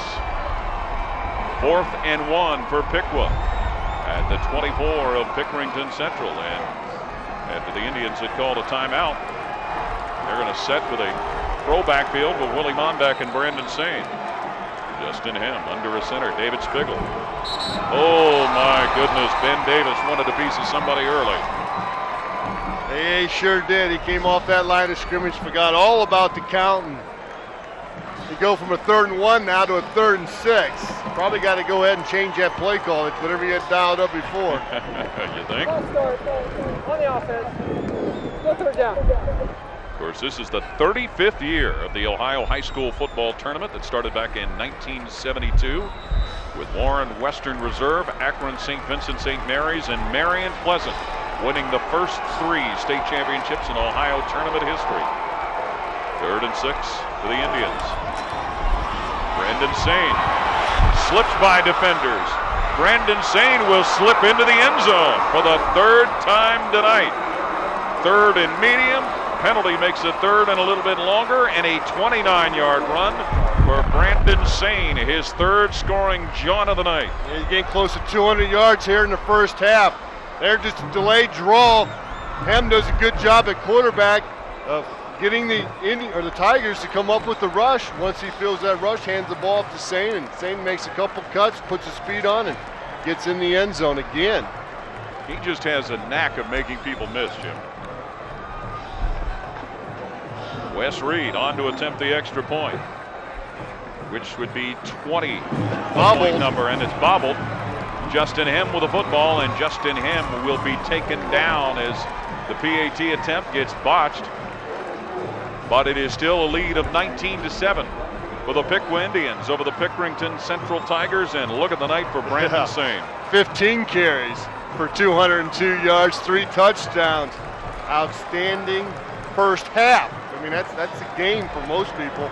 Just a first half for Brandon Sane, and showed some great quickness on that last draw play. You see it right there, lets the draw develop, breaks a few tackles, and now, Paul, this is where he's the most dangerous, in that open field. Runs straight ahead, cuts to the right, and ends up in the end zone again. Well, for as good as everything's going for the Indians, who's sure head coach Bill Neese is not happy to see that his team has been unsuccessful in their last 2 PAT tries. Yeah, it's not working for him right now. Looked like he had a little bit of a bobbled snap on that last one and couldn't get that attempt off. And Jim, they've eaten a lot of clock here too. Yeah, 1:32 to go here in the second quarter. It seems like Pickwa's been on offense pretty much that whole second quarter, making some plays. Remember, Pickerington took it down, looked easy that first drive, took it right down the field, but ever since then, it's been the Piqua Indians scoring. J.D. Cecil, a 7-yard touchdown run for the Tigers for the first score of the game. But Brandon Sain has broken it all up with more than 200 yards rushing. He had a 80-yard touchdown run, a 52-yard touchdown run, and a 29-yarder. The 52-yarder was on a fake punt. Because of the wind condition, bring in Brian Fox to help rest Reed on this kickoff here, holding football on the tee. And Patrick White, who had a nice return the last time he was back deep, will be back deep to await the football again. And Patrick White will not get an opportunity as that ball took a left-hand turn. Across the plane to the end zone, he automatically at the 20. Yep, it was moving down toward Worcester. And keep the memories alive of tonight's game and the championship experience. You can order a copy of today's game exclusively from GameTapes.com for just $19.99. Plus, the best games from our weekly big games and past championships are also available. Just visit GameTapes.com and order today. Pickerington Central would like to order up a score with 1.5 minutes to play here in the second quarter at Paul Brown Tiger Stadium in Massillon. Jordan Jarrell. Football loose. Let's see who may have it. Back around the 16-yard line. That number 69, Jake Sturgill. Yes, it is. Okay. The punter came up and made a play there. No, he plays left tackle. You see Jarrell there. The ball just came out. He got stripped. Good job there by the Indians putting a hand in there. And we've got an injured player down there too, Jim. So the injured player will be attended to. It may be Dusty Snyder. Yeah, it looks like number 43. There's the Indians of Piqua from the Greater Western Ohio Conference, a 12-2 record this year. They lost their opener at Grove City 48-41, and they lost their finale at Clayton Northmont 21-14. But in between played some outstanding football, and then in the tournament, week 1 defeated the defending Division II champions, the Toledo Catholic Central football team. At home, beat Toledo Catholic Central. Yeah, that's some tough duty there to beat the defending champion. But, you know, after you get that win, what kind of confidence does that give you as a team? Yep, it gives you an awful lot of confidence. And the injured player being looked at. Again, it is a 19-7 Pickerington Central deficit, and Ohio's weather on the 10s. The weather in Ohio constantly changing as it did today. Stay ahead of the storms with ONN's weather on the 10s. Get current conditions and find out what's in store with fastest storm tracking system in the state. DopplerNet radar.weather on the 10s in news programming every day on ONN. Well, Dusty Snyder's kind of sitting up right now. The injured Piqua Indian getting up to his feet. Looks like maybe I don't know what to speculate, Paul. Maybe a shoulder or something like that. And you talked about his achievements coming into this championship game. 91 tackles this year, 16 sacks, and first team All-State. Yeah, I got a feeling if it's up to Dustin, he's going to be back in there. You would think. Meanwhile, 2nd and 12 for Pickerington Central. Yeah, I got a little nervous after that fumble there. Might not want to try too much here to end this half. Yeah. Minute 13 and counting. Second quarter. Piqua with the lead. Pickerington Central with the ball. Chaz Anderson rolling out. And picked off. You mentioned it, Jim. Don't want to try too much, and the football comes up in the hands of the Piqua Indians. Yeah, Wes Reed, number 33, looked like stepped in front of that pass. Chad Anderson, you see him rolling out to his left. Here's Chaz throwing it down the field, and yep, Wes Reed, 33, steps right in front of it, right in front of the Indians bench. Kind of thrown across his body there. And a second interception for the Indians. Kind of the point that I was talking about. You know, you look at that scoreboard and you think, well, I'm just 2 scores away. If nothing else happens this quarter, well, another thing happened. Yeah, it threw sure another did. pick. So first down for the Piqua Indians of the Pickerington Central Tigers 30. Brandon Sane. And he is taken down at the 30-yard line. Pickerington Central able to stop Brandon Sane this time. J.D. Cecil with the open field tackle. Pick was going to hurry up, get up to the line of scrimmage, not use their timeouts, but go into hurry-up mode. Yep, 40 seconds left in the second quarter. 2nd and 9 for the Indians. Justin Hem fumbles the shotgun snap. Guns it anyway, and the receiver will be forced out of bounds. No, he didn't, Paul. They wind him in. They're rolling the clock. The catch made by Kyle Bauman, but he could not get out of bounds. Oh. Now they stop the clock at 26 seconds. Somebody called timeout. That's what Piqua it is. did. Yeah. Okay, but yeah, they had motioned the clock in play right away. Yeah, Pick was going to go over their options. 3rd down here. Obviously, they want to convert first. You can see here him throwing that football. Does it look like he gets out of bounds? Yeah, I mean, to me he does, but you see the side judge rolling it. Yep. So the clock stopped with 26 seconds. There's the Piqua Indians huddled up around Bill Neese, their head coach. This is, as mentioned incorrectly before, this is his 16th season in 15 years, 126 victories. Indians use their 2nd timeout, so they got 1 left. And I think maybe Bill Neese says, okay, let's take a shot. We got the wind at our back. Let's throw something, maybe a little play action. But particularly telling the quarterback, Justin Hem, hey, nothing crazy with that football. Like what happened with Pickerington Central. Right. 3rd and 6 for the Indians. At the Tigers 26, Hem in a shotgun. Brandon Sane right next to him, but Hem's going to fling it. And he does, toward the end zone, but overthrows the intended receiver, David Rolfe. Now it's 4th down. And we'll see if they want to kick it away, or again, with wind at your back, or take an opportunity for another shot in the end zone. And Piqua will have the football to start the 3rd quarter. You're right, they won the toss, deferred to the 2nd half. And they're going to keep their scrimmage unit on the field, it looks like, Dan. Yep. They're going to go for it here. I think they'll probably give the number 28 right here. He can make plays from all over the field. Yes, he can. 3 receivers to the top of the screen, Rolfe to the bottom. And Justin Hem, pressure. He eludes some of it. Rolling, Hem throws, and that ball is going to be in. Oh, they're going to call it a completion. Oh my goodness, they're going to call that a completed pass as it's thrown to Ryan Musselman.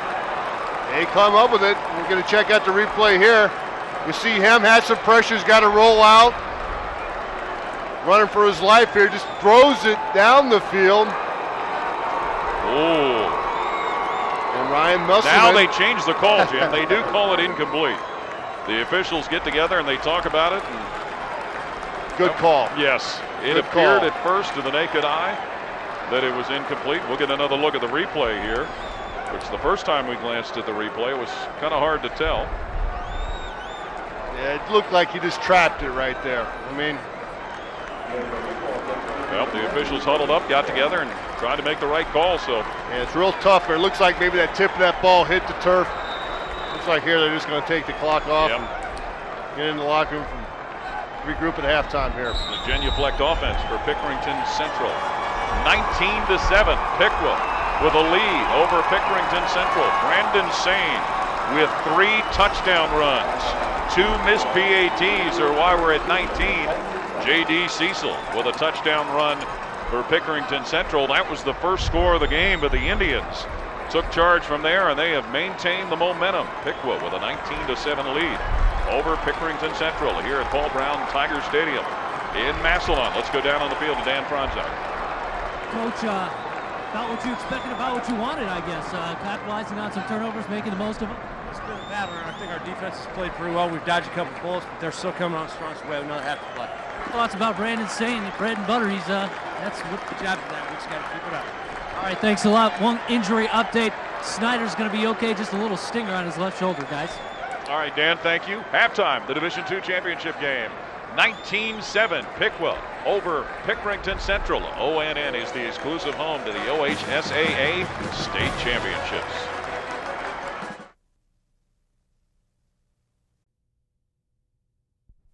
Halftime of the Division II championship game here in Massillon. We get a look at Brandon Sane, an 80-yard touchdown run, one of his 3 scoring runs so far of the night, and the Piqua Indians have a 19-7 lead over the Pickerington Central Tigers. He has been very impressive, Jim. Yeah, he sure has. As advertised. Sometimes when a guy comes in as Mr. Ohio and you're checking him out, you want to see how he's going to play. He didn't step up and play. Brandon Sane stepped up and played over 200 yards rushing that first half. 3 touchdowns. We seed him out there for all special teams. Matter of fact, 1 touchdown was a fake punt. So just a good football game so far. On the other hand, Pickerington, they got to step up and make some plays. They've had 2 4th down conversions they couldn't come up with yet. Let's go down on the field to Dan Franzek. The commissioner of the Ohio High School Athletic Association, my good friend Dan Ross. Man after my heart there. I like your hat, buddy. Well, on a night like tonight, you better have a hat on. It's a little chilly. Yeah, you're not kidding about that. Hey, what a game. You couldn't ask for much more. Ending the fall football season here with 2 teams looking for their first state championship. If you could draw it up, this had to be one of the ways you draw it up. I think we've been excited about this all week. Plus, you have 2 communities that are experiencing the championship for the first time, and that's a tremendous experience for schools and communities. Football, other sports, extracurricular activities, how important do you believe they are for the scholar athlete, the student athlete in high school? Well, of course, we all know that the most important part's what happens in the classroom. But the integral part of students having the opportunity to participate in extracurriculars, to belong to something with a team, and the life lessons that you have the opportunity to learn through your involvement with extracurricular activities is an exquisite way for kids to round out their education. What about the argument that says it takes away too much from education? Some would say maybe it complements that and makes them a better student. What's your side? Well, I believe that this does give kids the opportunity to be more well-rounded, because many of the experiences that they have the chance to partake in outside of the classroom help to make them more round students. Many people think that every school in Ohio is a part of the Ohio High School Athletic Association. That's not the case. What's the difference between the 2 schools if you are a participant and if you're not? And secondly, what's the benefits in your mind of being a part of the association? I think that there are some that the bylaws that we stress have age limits, and there are some schools that believe that students should have the opportunity to play beyond the 19 and et cetera, and that's certainly their choice. I think the opportunity for being a membership with the association is you're going to have a pretty level playing field to participate in, and the opportunity that you have your state championships, you have the opportunity in your leagues to experience the same when you line up across the table, that the rules are going to be the same for everybody else. A lot of benefits in your mind. Real quick, one more question I wanted to ask you about just being here in Stark County. You guys are going to be back now for some time to come. Your thoughts about being here and why you guys like playing up here? Well, I think when the committee met, they looked at the 3 finalists, which was Columbus, Cincinnati, and Stark County. And I think when you look at the culture of what happens here, this is such a special time of the year for the people here, and the people in Stark County open up the doors and they make sure that the schools, kids, and communities have a tremendous experience here outside the games also. All right, always good to see you, Commissioner Dan Ross. Stay warm, all right? Good to see you, and thank you for what you do for high school sports. You too, Dan. Thanks a lot. All right, guys, back to you. All right, Dan, thanks. Coming up next, it's the championship game day halftime show. The Division II championship game is at halftime. Piqua leads Pickerington Central 19-7. You're watching the Weekend of Champions on ONN.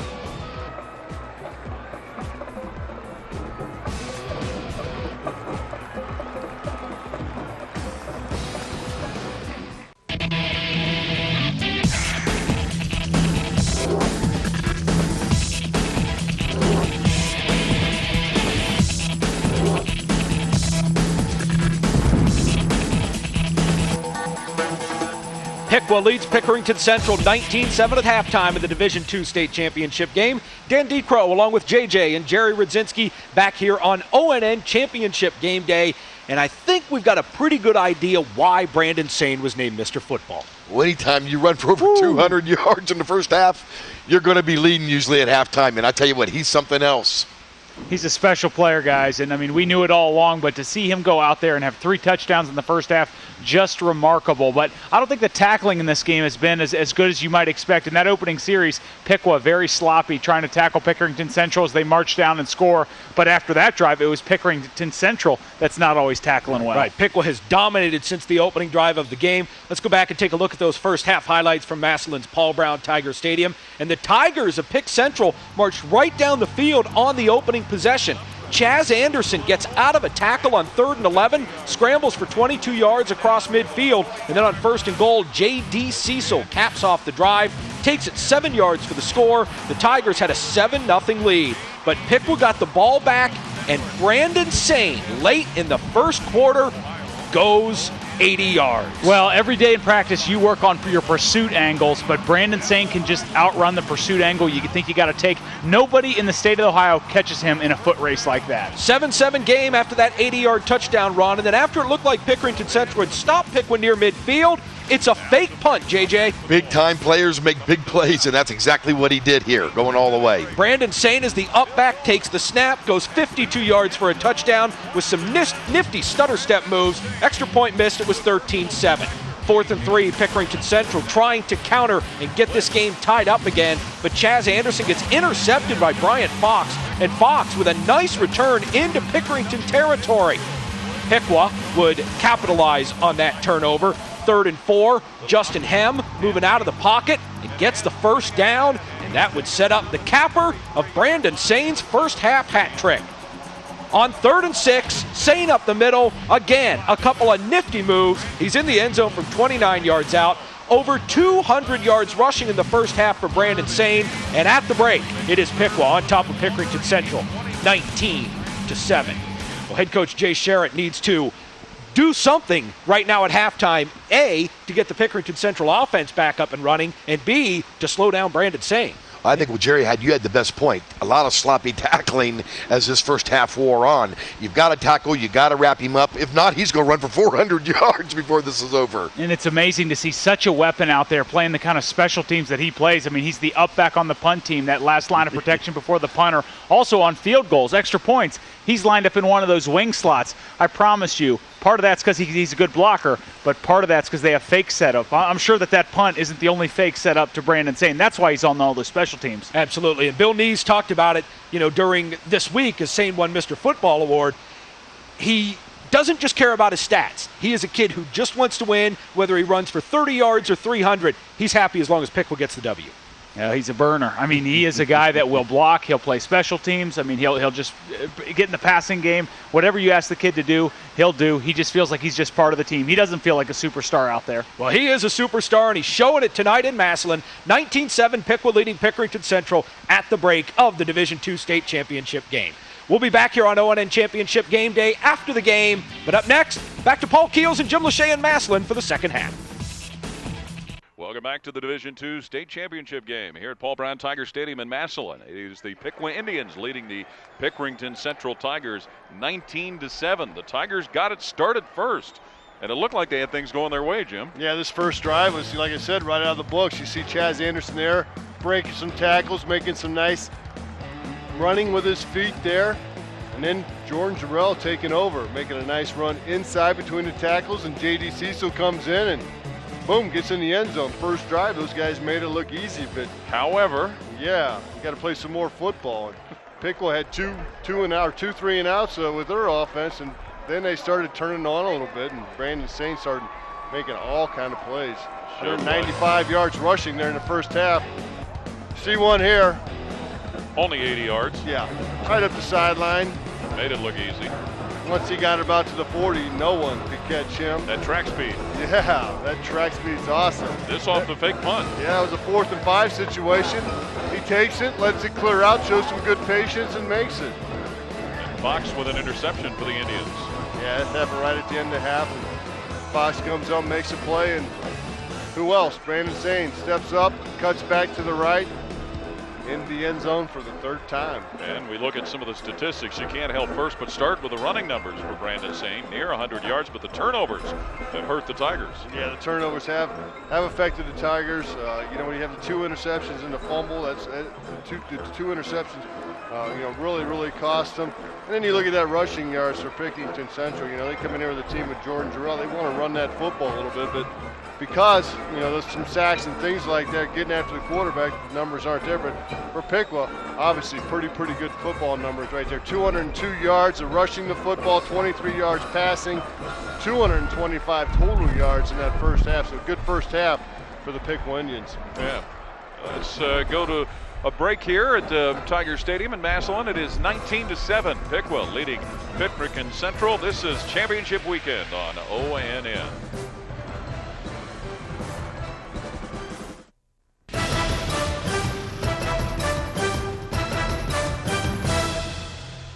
Welcome back to Paul Brown Tiger Stadium here in Massillon, the Division II championship game. The Piqua Indians lead the Tigers of Pickerington Central 19-7. A couple of other championships have been decided already today. Youngstown Cardinal Moody beat Plain City Jonathan Alder here at Tiger Stadium earlier. And also it was Maria Stein Marion Local taking the Division VI crown over Shadyside. 3 more titles will be decided tomorrow. It's John F. Kennedy from Warren against St. Henry, Steubenville, and Kettering Alder, Metter and Hilliard Davidson.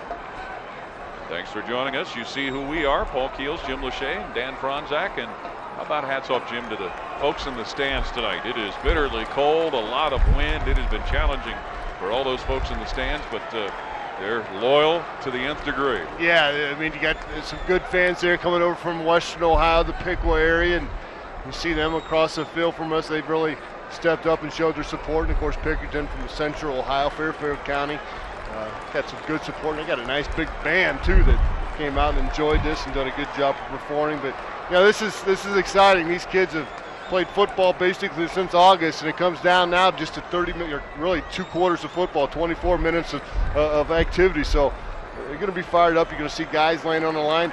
Hey, if you're a senior, you know this might be the last time you're ever putting that uniform on and putting that helmet back on.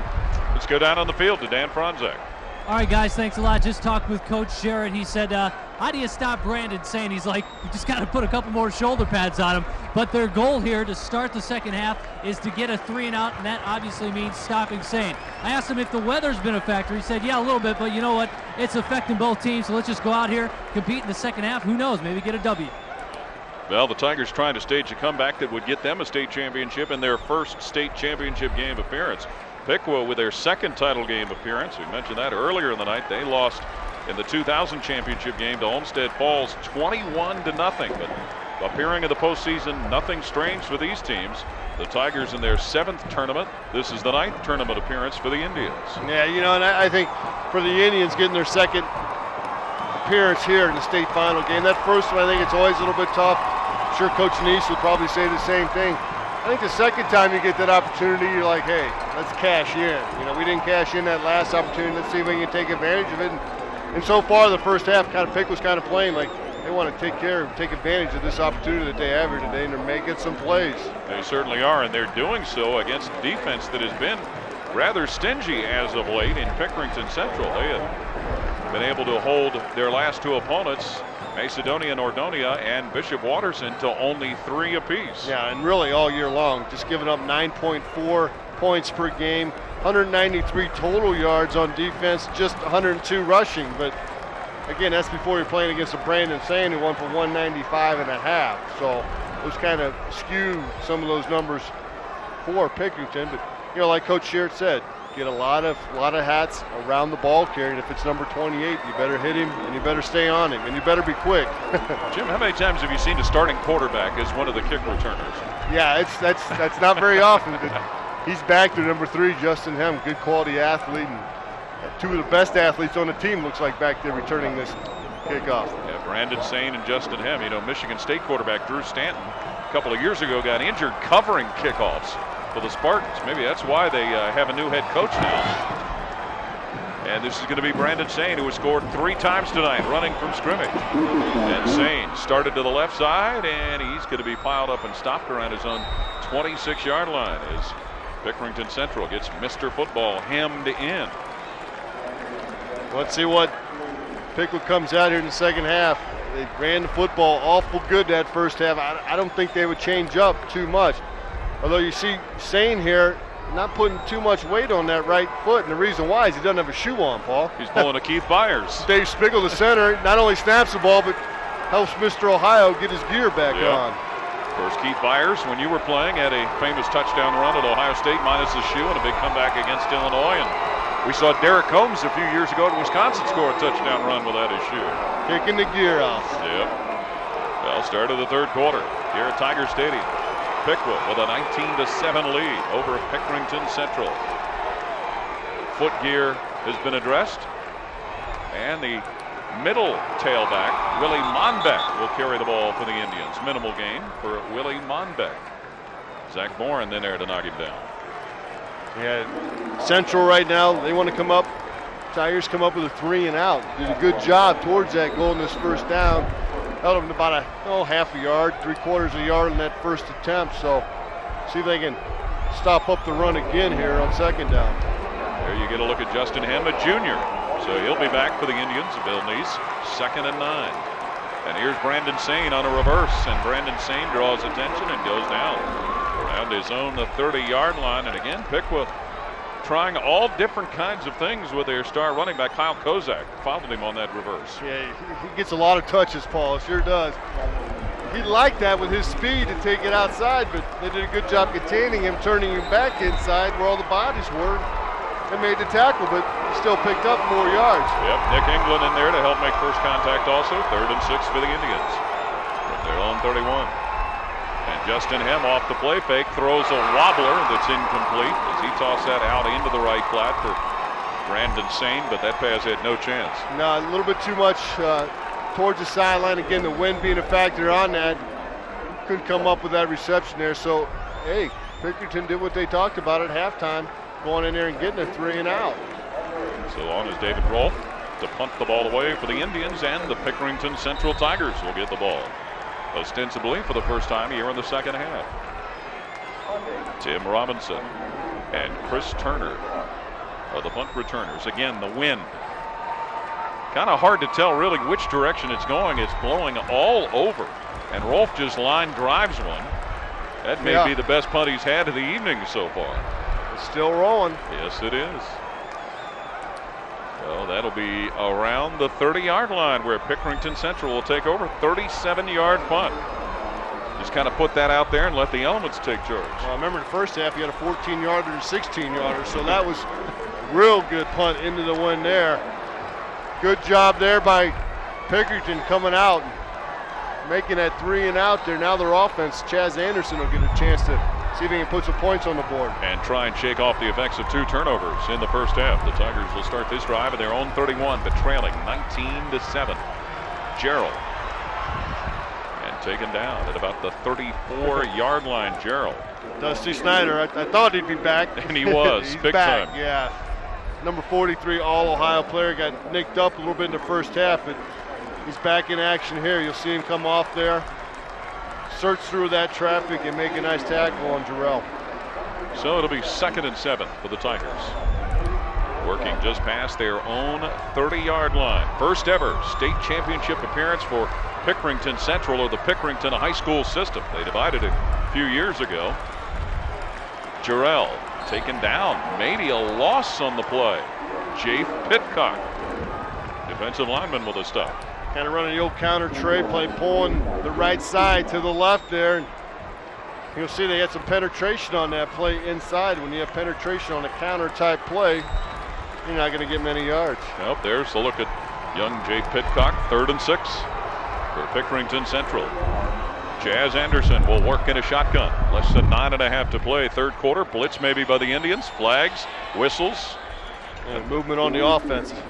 So that'll make it 3rd and a little bit longer. We talk about the Pickerington High School system. They divvied up into 2 high schools, Central and North, and Jack Johnson, the longtime coach at Pickerington. He gave it up, retired after that, came to Ohio State, worked for Jim Tressel for a year, and once he gave up the head coaching duties, then Jay Sherrod, who was an assistant under Jack Johnson, took over the reins of the Pickerington Central program.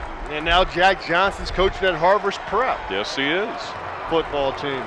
A lot of purple up and down State Route 256 this week to urge the Tigers on. Now they face a 3rd and 11 at their own 30. And Chaz Anderson in a shotgun. The Indians look like they want to come after him.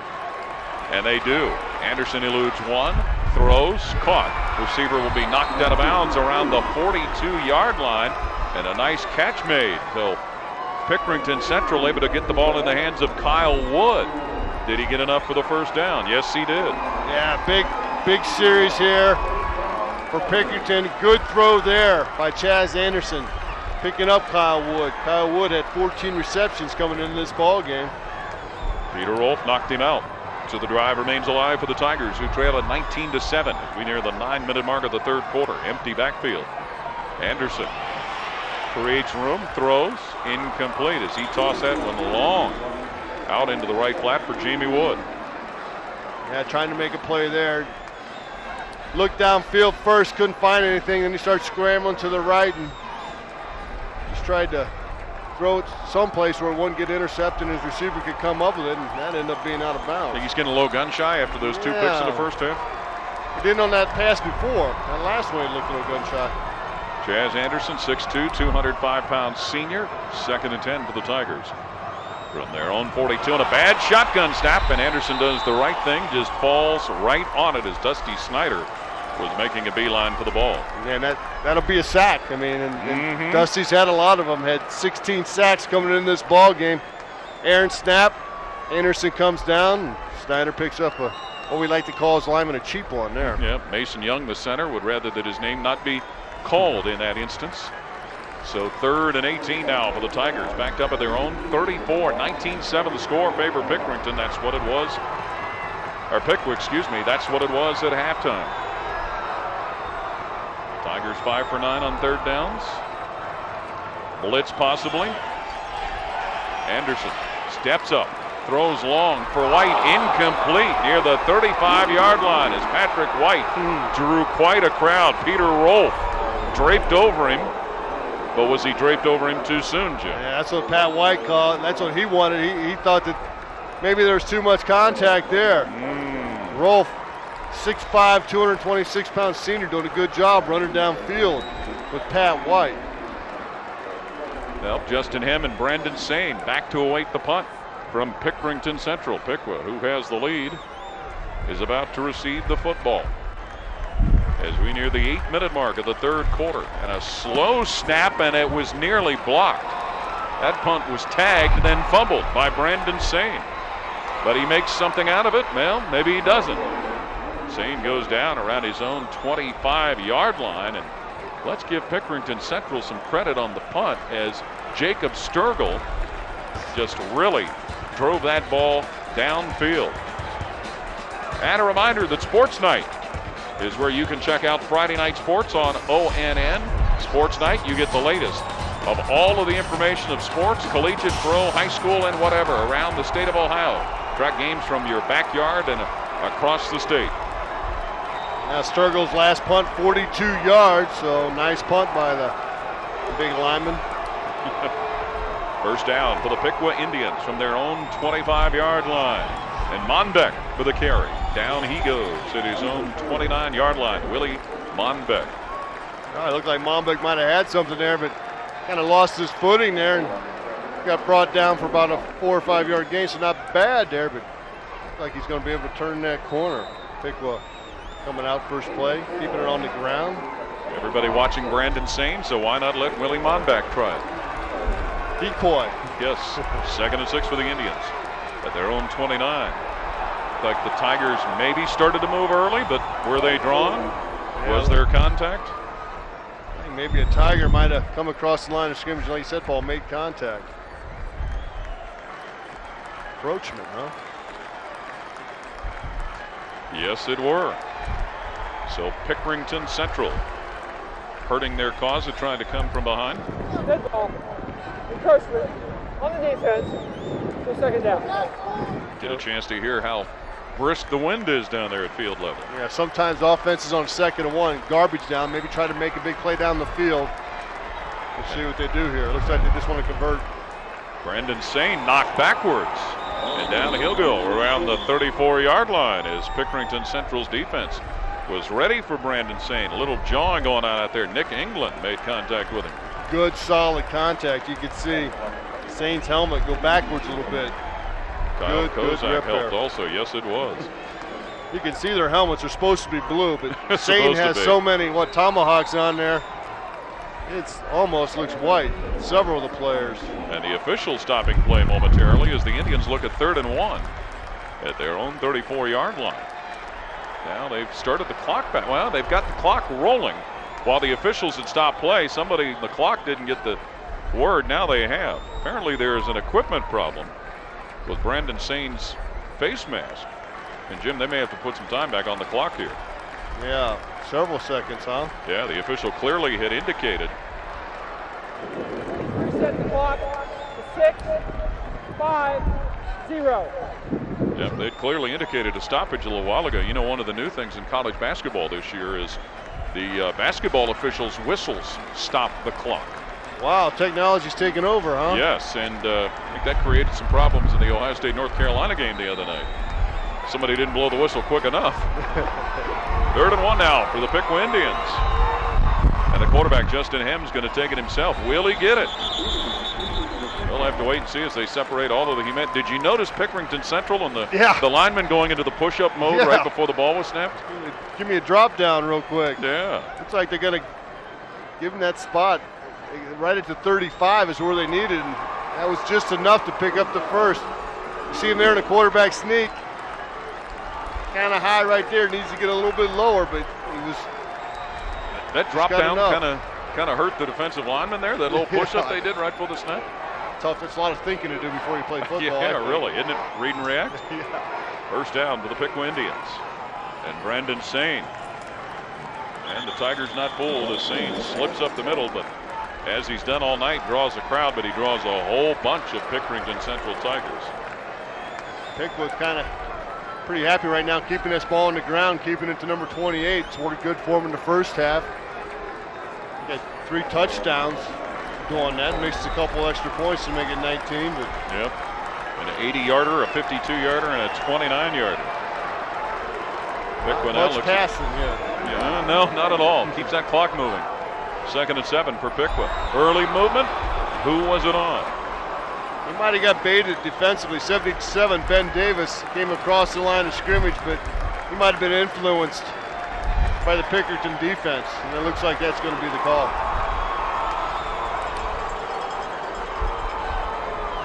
I like that. Influenced, baited, lured, coaxed, seduced, enticed.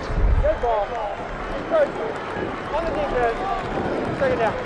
Yeah, get some cheap yards there. Got to play a little bit better discipline if you're Pickerington. You get behind, you don't want to give up any freebies. Nope. And Piqua working that clock. So 2nd down and 3. Sane. Both arms around the ball. 1st down and bonus yardage as he spills beyond the 50. Brandon Sane. J.D. Cecil down there at the bottom of the pile, but look at this young man protect the ball, Jim. Yeah, he's got both arms wrapped around that football, especially through traffic, and keeping those legs churning, picking up those tough yards. Flag on the field there. Oh, wow. After the play? Yeah, personal foul there. Uh-oh. This is what you don't want to see. Yeah, Coach Sherritt wants to know what player's doing that.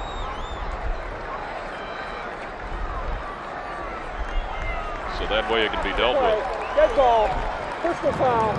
On the defense. There's enough for 1st down.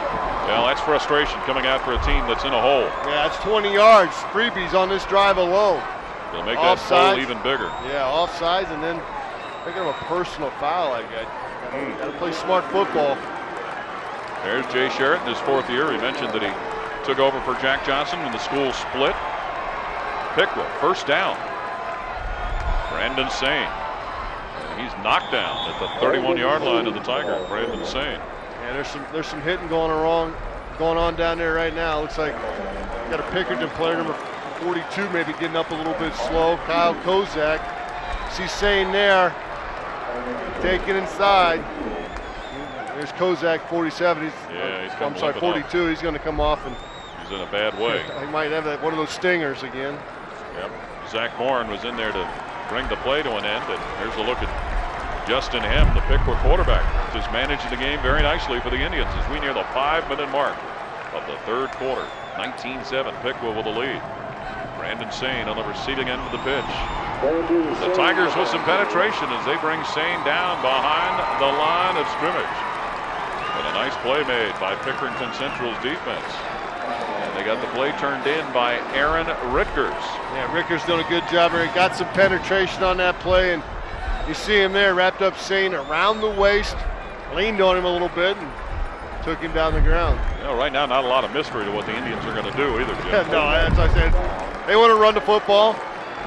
use that clock a little bit, and they can run it, yeah. But now Piqua looking at 3rd and 12 from the Pickerington Central 36. And the Indians in a hurry. Now they're going to have to burn a timeout. They about had the play clock run out on them. Yeah, play clock was down to 2. And I think they might have had one too many guys. And maybe in the huddle. Coming out of that huddle, yep. 19-7, Piqua with a lead over Pickerington Central. This is championship weekend on ONN. 19-7, Piqua leading Pickerington Central. Down on the field to Dan Franzak. Central might hail from Central Ohio, but it's Piqua with all the Ohio State ties. We, of course, know about Brandon Sane going to Ohio State. Jay Pitcock, the brother of Quinn Pitcock. And then there's Matt Finkus, the former Buckeye. He's actually a defensive coach for this Piqua team, which he used to play for when he was in high school, guys. Matt Finkus, one of the outstanding Ohio State defensive players on that team that won a Rose Bowl in the mid-1990s. Meanwhile, there's a look at Matt. Yeah, heck of a defensive lineman. Very, very aggressive. Him and Vrabel played back at Ohio State along with Luke Fickle. Luke Fickle inside did a good job disrupting some offenses. This is the 9th play of this drive for the Piqua Indians. As Brandon Sane was unsuccessful on a 3rd down try. Yeah. 4th and 12. Looks like they're going to go ahead and punt the ball away. We'll see. Yeah, into the wind. Brandon Sane scored on a fake punt in the first half. David Rolfe, high snap. But Rolfe gets his punt off. Wind toys with that one. And it'll get played right at about the 14-yard line. So that's where Pickerington Central will take possession of the football, trying to come from behind and respect the game. Courtesy, dignity, and pride, all important parts of what the Ohio High School Athletic Association and the hard work by all of the best student athletes is all about. The OHSAA reminds you to respect the game because high school athletics are important and valuable to Ohio's teenagers.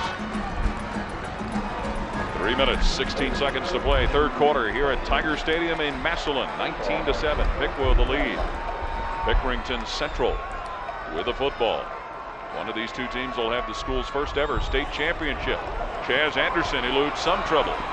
And he makes trouble for the defense as he gets to the 15, and that's where Rolfe will wrap him up, David Rolfe, and drop Chaz Anderson. And he gets maybe a half a yard or a yard on that. And I think that's something they need to do is roll out Chaz Anderson, see if they can make some plays down the field. But I also think, too, be a little patient here. Remember that first drive? They ran the ball, did a good job of mixing it up a little bit, and they took it down and scored. And just don't want to panic right now. The AP Co-Offensive Player of the Year in Division II, Chaz Anderson, 2nd and 8. Jarrell to the 20, and that's it. David Rolfe, another tackle of Jordan Jarrell. A little upset that he couldn't get any more out of that. Yeah, he wanted to break that tackle by Rolfe, but Rolfe, the junior, doing a good job of taking it down. He's got him and his, I believe his brother or cousin, Pete Rolfe, over there on the other side, 7 and 9. Looks like brothers making some plays for the Piqua Indians. Now Pickerington Central needing to make a play on 3rd and 3 from their own 21-yard line as we approach the 2-minute mark of the 3rd quarter. 19-7, Piqua on top. Jarrell in the backfield. And it's Jarrell in trouble and thrown down for a big-time loss. Shea Seltzer, one of the defenders who got in there early. Looked like Taylor Abram, number 5. Another of them. Yeah, right there in the middle. Good job playing with some leverage and shutting him down from his middle linebacker spot. Well, dangerous punting situation here for Pickerington Central and Jake Sturgill. And Piqua will have Sane and him back to await the ball. Off target snap, but Sturgill punches that one like a fairway would, and a fair catch is waved for by Brandon Sane at the Piqua 35-yard line. Yeah, he kind of waved and didn't want to wave, you know what I mean? Because he saw he might have had some return room there. That might have came from the coaches. Hey, just fair catch, you come up with the football, nothing crazy. 46-yard punt by Sturgill. 1 minute, 20 seconds to play, 3rd quarter. See, there's no one around him. I mean, there's no one around him at all. They would have had some return room there, but just played it safe. Played it safe. Well, what do you think they'll do here, Paul? Run? I would suspect they're going to run. And when in doubt, they might run again, Jim. From the 35-yard line, Piqua on their own side of the field and protecting a 19-7 lead. The Indians, Brandon Sane, stood up on the line of scrimmage and thrown backwards. First contact made by Kyle Kozak.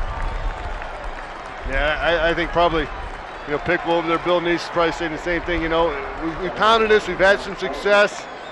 Let's see if we can work something off that. So maybe a little play action, maybe a little rollout by the quarterback. See if he can take advantage of everybody trying to tee off on number 28 right now. Kyle Kozak and Nick England made contact with Sane, who loses one on the play. And less than a minute to play here in the third quarter of the Division II championship game. The Piqua Indians from the Greater Western Ohio Conference. Sane dragged back by his shirt tail. Another loss on the play. And that was Kyle Kozak who got him the first time this time. Yeah, they might get him right back to the line of scrimmage, but you're right, Paul. It's not much here. Got to give credit to Brandon Sane running right in the middle of that line of scrimmage, trying to make something happen, but couldn't get it done.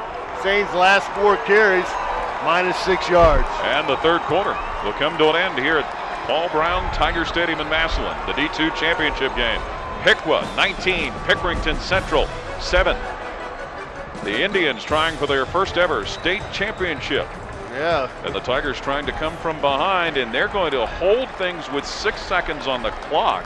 You got a timeout. Oh. Maybe somebody wants some wind at their back. I'm thinking. Punt on third down, what? So 6 seconds on the clock. 19-7, Piqua's lead over Pickerington Central here in the 35th year of the Ohio High School Football Tournament. There's the team that plays in this stadium. Massillon, Washington, 22 Scholastic State Championships. We had a chance to see Massillon last year in the D1 championship game when they fell to St. Xavier from Cincinnati. Well, they get this timeout here. Again, the reason why, you never know. Maybe they want to take a shot. Piqua Indians are going to be throwing into the wind and punting into the wind. So, I don't know, Paul, to me, I'd rather have the wind in my back. Well, it's third down. Yeah. But why not have the wind at your back? I understand. Well, here's Piqua. On third down, Justin Hem will work out of the shotgun. 3rd and 10, Indians at their own 35, leading 19-7. Blitz possibly. Justin Hem in trouble, and he's going to be taken down for a loss inside his own 20. About half the Pickerington Central defense surrounded him. That's 4th down, and that'll be the end of the quarter. Yes, it will. As Piqua has the football, but they'll have to punt it away. The Indians with a lead. This is championship weekend on ONN.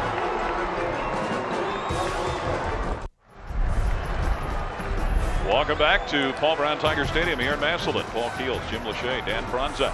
The Division II championship game. The Piqua Indians lead the Pickerington Central Tigers 19-7. Piqua is about to punt the football away. Tim Robinson and Chris Turner are back to await the kick, but we've got somebody scratching off the line early. Yeah, a little movement there early. It looked like maybe, I can't tell for sure. I don't know if he's drawing off sides. I thought I saw Pickerington moving a little bit. Oh, I'm sorry, Piqua moving a little bit. Looks like officials are going to say decline or not. Yep, picking it up. Pick it up, yeah. Well, I didn't see anything, and I guess they didn't either. half the stadium happy, half the stadium upset. Of course, 2 state champions already crowned today. Youngstown Cardinal Moody defeated Plain City Jonathan Alder, and it was Maria Stein Marion Local over Shadyside. 3 more games tomorrow. And Rolf with a punt. Uncorks a pretty nice one. Fielded, bobbled, and returned to the 40. 45, 50, and that is where the returner, Tim Robinson, is brought down right around the midfield stripe, and we have a penalty flag thrown after the play was dead. Here's a look at Robinson's return. See Robinson doing a good job heading up the sidelines.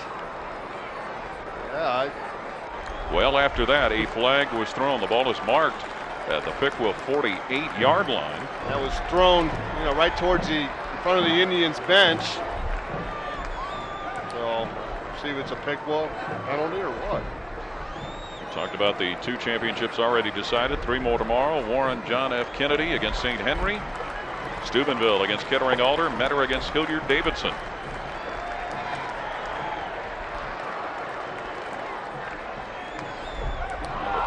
foul. Against Pickerington. I think we're going to get him offsetting Oh, here. okay. So it's a wash. A little bit of a warning there. I guess. Didn't see anything happen past that play right in front of the, again, Indians bench over in the Piqua sideline, and saw a couple flags dropped after that return. Yeah, they're the Pickerington Central Tigers trying to come from behind. With less than 12 to play here in the fourth quarter. Chaz Anderson, their senior quarterback, will try and rally this team in plus territory. Anderson rolling out. Short toss is caught by Terrell, who gains yardage to the 35 of the opponents before being bumped out of bounds. Jordan Jarrell. Finally, he was bumped out by Brian Fox. Yeah, you see Pickerington come out, they had empty backfield, no running backs. Chaz Anderson rolling out to the right, just hits Jarrell as he does blocks for a little bit, and he kind of comes off the block and gets open for the pass. So first down for the Tigers as they move the ball inside the Indians' 35-yard line. And the officials now, once again, see we've got an injured official. Maybe the umpire maybe got nicked up a little bit there. And that would be Eric Marino from Niles. Of course, our officiating crew tonight, Anthony Bondra from Highland Heights, the back judge, Michael Delisio from Reynoldsburg, the head linesman, the line judge Michael Sims from Miamisburg, Mark Sisko, the referee from New Bremen, and Eric Marino from Niles, the umpire. He got kicked in the shin. He's going to hold on that ball. He doesn't want to spot it all the way because when he does, it just rolls away. Then he's got to chase it. He's got to wait till the center comes up. And first down for the Tigers in Indian territory. Jarrell again with room, and Jarrell brought down inside the 25 of Piqua. Fox there to make the tackle once again, but Jordan Jarrell is feeling it. Robinson got started with a nice return, but now they're kind of playing like they did that first drive of the ball game. Running the ball, showing some good patience there by the tailback. It was J.D. Cecil who scored the only touchdown of the game for the Tigers so far. 2nd and 1. Pickerington Central at the Piqua 24-yard line. Jordan Jarrell brought down around the 20-yard line. Jarrell. Stop made by Shea Seltzer, but it will be enough for a first down for the Tigers. Yeah, they'll go ahead and move the chains there. See it inside. They had the Taylor Abram, linebacker coming in, middle linebacker coming in, a little blitz. He went one way, Jarrell went the other. Ball marked at the 20 of Piqua for Pickerington Central. And now Cecil, the deep man, and an eye with a wing to the right. On first down, J.D. Cecil, who scored the touchdown, stumbles his way to the 16-yard line. And how about Pickerington Central in their rushing game, Jim? Yeah, they're starting to pick it up. No surprise there, no wide receivers out wide. They had everybody kind of lined up in the box and have a lot of blockers up front. See number 47, Blaine Burgess, going through the hole backwards. Well, he got the job done, doesn't matter forwards or backwards. 2nd and 6 for the Tigers of the Indian 16. Jarrell in the backfield. Pitch, Jordan Jarrell. Hemmed in by his blockers and taken down by Jay Pitcock at the 19-yard line is Jordan Jarrell. Yeah, big down here, 3rd and 6. For Pickerington, if they want to have an opportunity to get in this ball game, they got to find a way converting it. And the Indians, of course, they might be 4-down territory, but be a good way towards getting a stop here. You see receivers coming in, Patrick White, Jamie Wood, Kyle Wood. 3rd and 8. Pickerington Central at the 18 of Piqua. Jordan Jarrell set back. Chaz Anderson play fakes. Anderson through the pocket. Throws, and it's incomplete and should have been intercepted by David Rolfe, who stepped in front of the intended receiver and batted it down. Yeah, now 4th and 8. And, you know, you can go ahead and try a field goal, but you know, it ain't going to really do you too much. You No, need it's to get not. touchdowns. And they're going to go for it here. Jay Charette, the head coach, is giving Brian Peters a play as he comes in off the sidelines and gives it to Chaz Anderson. 9.5 to play in the game. 19-7. Piqua leading. Pickerington Central trying to get off the hook for the 4th and 8 at the 18 of the Indians. Jordan Jarrell set back. Possible blitz by the Indians. Chaz Anderson, but whistles, flags, maybe a flinch on the line. Yeah, it looked like Tim McCougan, number 51, the right tackle, came out of his stance early. He's the only junior on that offensive line. The rest are seniors.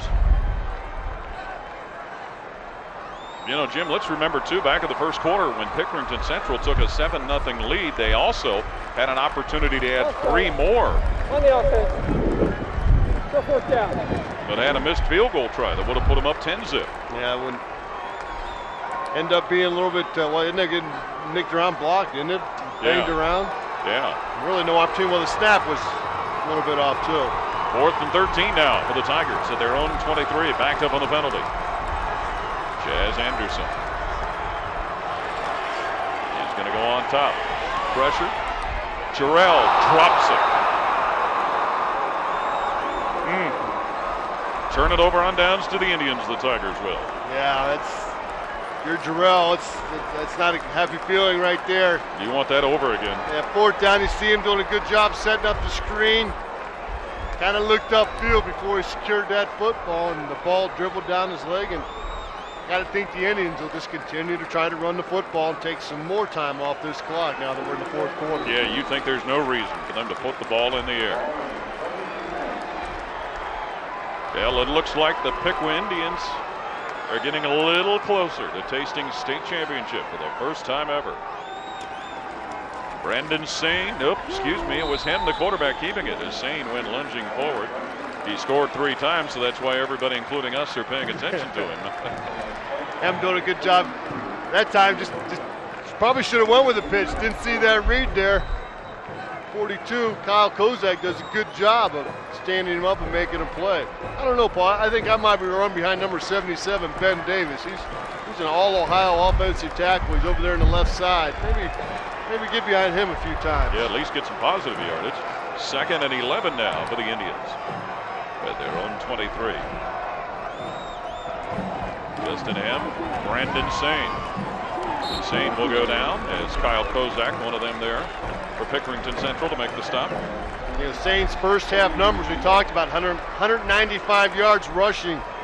Second half, not as good, just 13 yards rushing, and can't even give him a yard there. He got right back to the line of scrimmage. So Pickerington Central doing a good job of taking out number 28 here in the second half, but not getting any points to show for that. Had us rushing for the record book there at halftime. No need to look at it right now. 3rd and 11 for the Indians from their own 22 out of the shotgun. Justin M. steps into one, and it is caught. 35-yard line, should be a first down. Well, we didn't think they'd do much as far as going to the air, but that time Piqua puts the ball in the hands of Ryan Musselman on the catch to move the chains. Musselman coming up with a nice catch here. Remember the last time I threw to him, he didn't come up with it. It hit the turf, and they called it incomplete. Big play there to move the chains and take some more time off this clock. By the way, in case you are wondering, 393 yards, the most rushing yards in a championship game. Tony Franklin of Bedford St. Peter Chanel in 2001 against Marion Pleasant. I believe he went to Virginia and they played him a defensive back. What the heck? Yeah, really. Monbeck with a carry, going over the right side of the line of scrimmage. Willie Monbeck as Piqua is going to keep it on the staying warm there. Yeah. Whatever it takes, and it has been that kind of day. First down in the Columbus area where we both reside, Jim. It was around 60 degrees at the start of the morning. Yeah, and it quickly cooled down by the time we got in our cars about 1:30, 2 o'clock. It was in the 30s, and boy, you could feel that wind coming up here. And we understand that in the earlier game here today, both sidelines were filled with water from the heavy rain. 2nd and 8 for Piqua, as the Indians have a 19-7 lead. Brandon Sane, both arms around the ball. Dropped about the 44. Looks like that was Kyle Kozak again that zeroed in on Brandon Sane. Yeah, I think right now you can kind of tell that Piqua's starting to wear him down a little bit up front. Wearing down Pickerington Central.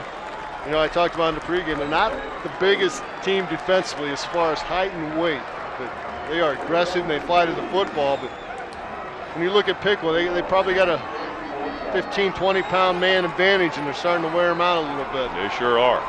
It's 3rd and 2 for the Indians at their own 44-yard line. Sane, the deep man in the eye.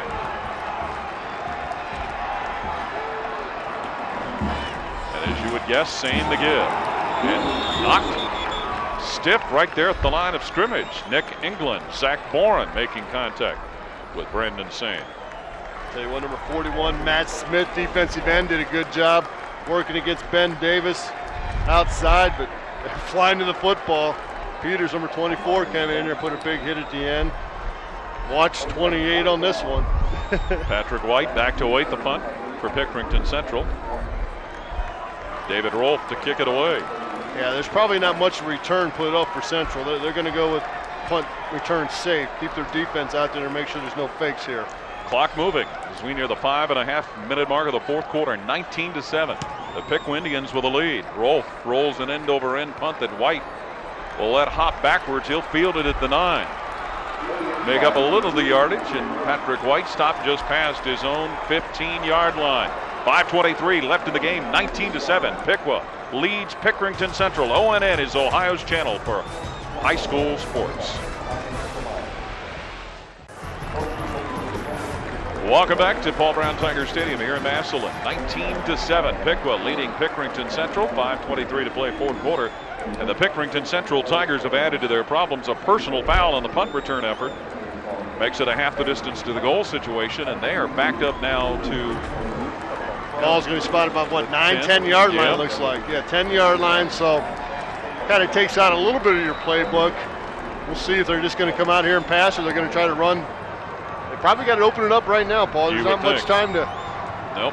First and 10. Mess around. For the Tigers from their own 10-yard line. Chaz Anderson, tosses, defensive touchdown, Jafe Pitcock. That ball was thrown for Jordan Jarrell when it probably shouldn't have been. It popped right in the air, and Jafe Pitcock got an early Christmas present and waltzed into the end zone. Yeah, talk about messing around. That's kind of what happened here at Pickerington. Trying to make a play. Ball gets tipped. Taylor Abram, number 5, puts a big hit. Jay Pitcock, right place, right time. Look what I got. He got the touchdown in the state championship game, what he has. And that one might have finished it off for good. 25-7. The Piqua Indians with a lead over the Pickerington Central Tigers. The third interception thrown by the Tigers quarterback. Yeah, and they got 2 TDs off those interceptions, so that's making it pay there. So the PAT, they have missed their last 2 PAT attempts. Wes Reed to kick. Finally gets one to go through after 2 straight misses. So the score, 26-7, Piqua over Pickerington Central. Down on the field to Dan Franzak. Thanks a lot, Paul. What an amazing weekend this is, and we can partially thank the man next to me, Jeffrey John of the Canton-Starr County Convention and Visitors Bureau. Boy, this is an amazing weekend, as I stated. What all goes into this to make it happen? Well, we actually we have a committee in Starr County. We start in January with a wrap-up meeting, and that's when we start our planning for the next year's games. It's a full 12 months that we plan. You guys have the Pro Football Hall of Fame induction ceremonies going on, and I would have to think this ranks right up there as far as what this means to the community. Oh, absolutely. I think it's safe to say that we are the second highest ranking event in the county, and we're proud of that. And everybody here is always so friendly to everybody outside of the community coming in and everything like that. What does this mean to the community as far as revenue and what have you? We gauge it at right around $2.5 to $3 million economic impact. Next year we're going to work with one of our local universities to do a study to get a better grasp on the economic impact. All right, for all the good, there's also the bad. Talk about the generator blowing out yet today. What happened? How'd you guys handle that one? We got on top of it right away. Tom Brabson at Fawcett, when it went out at Fawcett, he got on top of it right away. We got it fixed as quick as we possibly could. Thankfully, it was a day game. If it would have been at nighttime, we'd have been a little bit of trouble. But we got on top of it as quick as we could and got it fixed. So. Jeffrey John, thanks for joining us. You guys do a great job. Thanks for having us here. Thank you. All right, guys, back to you. Well, Chris Turner fumbles the kick as Piqua went with an onside kick, and the Indians have come up with their 4th turnover of the football game. Oh, my goodness. Wow. It has gone from bad to worse for Pickerington Central as the ball comes up in the hands of Piqua's Colin Nikolai. Yeah. I tell you, that's tough right there. Chris Turner, number 14, trying to make some plays, a junior. ball. He got hit good. The ball ended up flying down in the air, and Piqua on top of it all night long on the turnovers. Picks up the 4th turnover, Paul, and they got 2 touchdowns off of 2 of those turnovers already. We'll see what happens here. So the Indians with the ball in plus territory. Brandon Sane hemmed in, and Nick England will put him down right there around the 33. And remember too, Jim, prior to that turnover, on the punt return, a penalty. A personal foul for Pickerington Central made it half the distance to the goal, put them back at their own 10, and that caused some of the tension. Yeah, Pickerington's had probably 2 or 3 personal foul penalties in this ball game. Something, again, the hidden yards. The game's tough enough when you're earning the yards, but when you give it up freebies, hard to win that way. Well, Bill Neese's Indians are 4.5 minutes away from the first state championship in Piqua history. And they're going to milk this clock. They're going to take the play clock down inside 5 seconds each and every time, I'm sure. Yep, 2nd and 10. The Indians at their own 32. Justin Hem deals it to Brandon Sane, who has scored 3 times, all of them prior to halftime. And Brandon Sane brought down. Matt Smith over there to make the stop. You don't want to jinx a kid, but I like the way he protects that football. Absolutely. We've seen him run through that hole a couple times and wrap both arms up. That time looked like maybe an opportunity to knock that ball off loose. He did a good job of pulling that thing back. Well, you can sense the feeling from the far sideline and the far stands where the Piqua Indian fans are anxious for that 3:37 to come off the clock, and on the near sideline, frustration by the Pickerington Central fans. And we're going to get a timeout called by Piqua. Apparently Justin Hem was a little uncertain of what he saw out there. And a reminder that once everything is done right here from Paul Brown Tiger Stadium with the Division II championship game, stick around for Championship Game Day postgame show live from the Pro Football Hall of Fame. Join Dan Decrow, JJ, and Jerry Rudzinski as they recap and break down the game. Championship Game Day immediately following the Division II championship game right here on ONN. I was catching a little of that post-game show before this game. They might want to put those guys inside, huh? Oh, Looked awful cold and windy out there. They're tough. They can handle it. We know Jerry can handle it. Jerry. The old elk. Centerville elk. Jerry Rudzinski. No, I'm sorry. He went to Kettering Alter. He's from Centerville, but played at Kettering Alter. An outstanding linebacker and a team captain at Ohio State back in the late 1990s. Hey, Alter's playing tomorrow too, aren't they? Yes, they are, and I'm sure that all of the Gem City will be riveted to what Alter will do in the Division III championship game against Steubenville. I got a niece and nephew who go to Alter, and they're going to cheer the Knights on. A great basketball program for many years, but football, they've jumped back at it. Joe Petroselli. Yes, and the Paxsons. Brandon Sane lugs the mail inside the 25-yard line. He drags Zach Moran. That'll be close to a first down. Let's see where they're going to spot it about the 24-yard line, so that won't be close. It'll be about 2.5 yards shy. So right now you got to think Piqua's going to go for it. Take some time off the clock, see if they can get one more first down. Pretty much secure their first state championship. They were here in 2000, didn't get the win, ended up being the runner-up, and that's not a good feeling being runner-up. It's a good feeling when you look back, but boy, right when it happens, it's not. They were shut out in that game. Olmsted Falls 21-zip in 2000, right here in Massillon. 4th and 1. Oh, early movement by Leo Middleton. Leo on the left side. They usually have Leo and Roger. A lot of calls. They never change from one decade to another. Good ball. Ball start on the offense. Go fourth down. Reminds you of the old line from an old football coach who one day said, "I'd rather die at birth than jump offside on the goal line." Yeah, you don't like to go to the sidelines after you jump off sides when it's 4th and short or something like that, or near the goal line.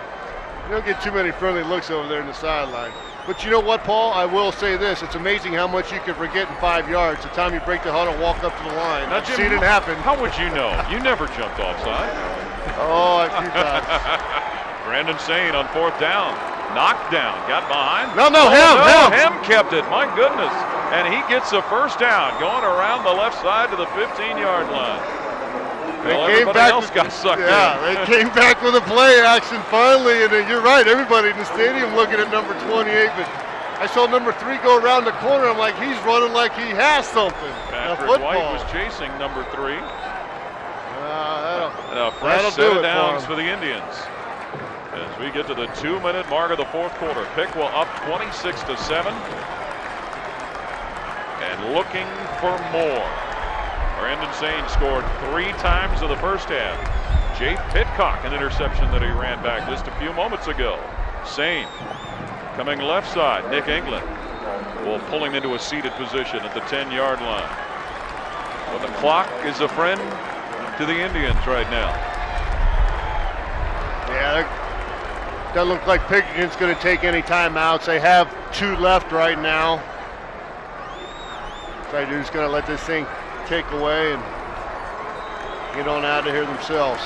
Well, it's always frustrating that last game of the year and you don't get the win, but what a great season Pickerington and Piqua both had. Yes, absolutely. Tough for those that come up on the loss column tonight, but it's been a great season that's gotten them to this point. 2nd and 6 for Piqua. Brandon Sane trying for what would be his 4th touchdown of the night, but denied right here at the moment. Let's go down on the field to Dan Franzak.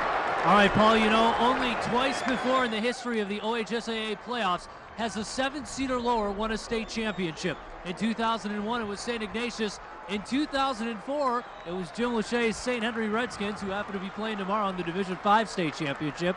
And now you can add the 7-seed Piqua to that list as well, guys. Well, Piqua's only 2 losses of the year were both to Division I schools. Grove City beat them and Clayton Northmont. In their finale. Yeah, they won the rest of them. Once they got in Division II championship and playoffs, they took care of business. And in the first round, beat the defending D2 champions. As Justin Hem will take a knee. They beat Toledo Central Catholic, knocked off Wapakoneta, Ashland, Cincinnati Turpin, and now the Piqua Indians will take the Division II state championship back to Miami County. As they fell behind early, 7-0, but roared ahead. And the clock has gone to all zeros. 26-7. The Piqua Indians defeat the Pickerington Central Tigers as Piqua wins their first ever state championship. Mr. Football Brandon Sane with 3 rushing touchdowns in the first half. Bill Neese, in his 16th year as head coach, enjoys victory as Piqua defeats Pickerington Central 26-7, the final score. This is ONN, the Weekend of Champions.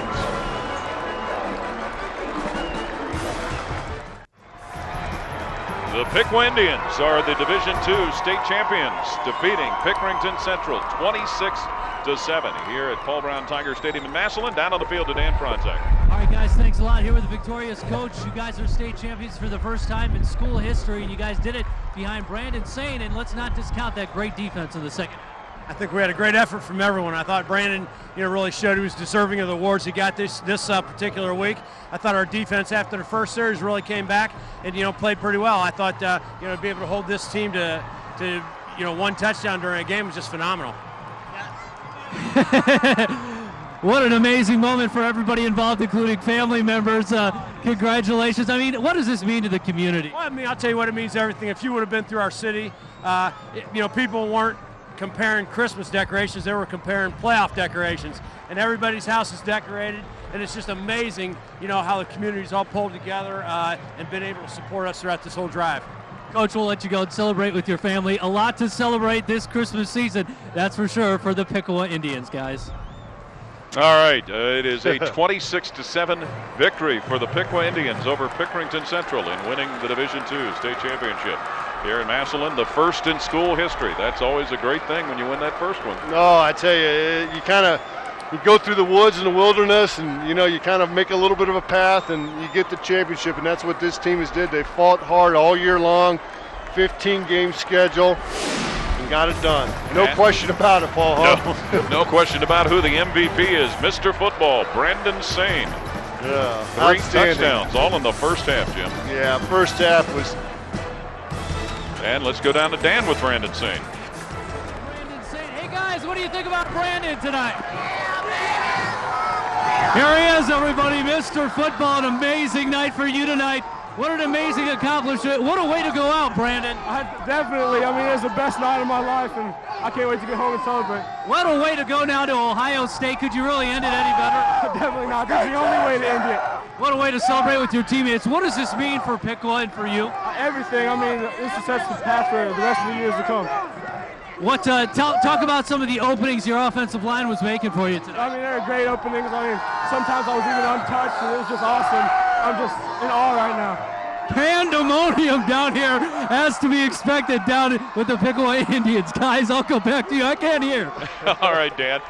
An 80-yarder, a 52-yarder, and a 29-yarder. Brandon Sain's touchdown runs. Piqua 26. Pickerington Central 7. That's the final score in the Division II championship. We'll have more coming up. ONN is Ohio's channel for high school sports.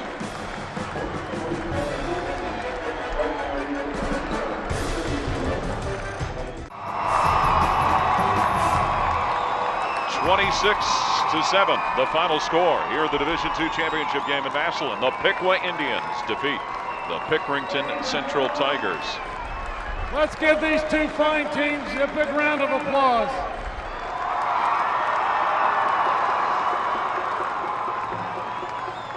Coach Sheridan, the Tigers. I know this isn't the trophy that you wanted to receive when you came here this evening, but you have had a tremendous season.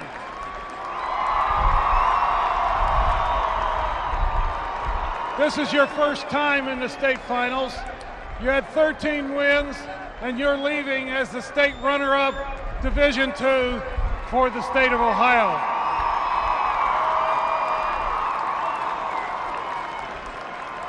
I'm sure that the purple and white from Pickerington are very, very proud of you, and let's give them a big round of applause.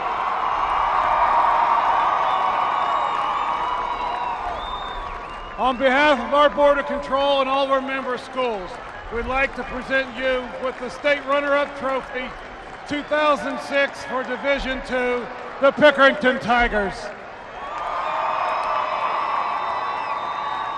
ahead, guys, hold it up.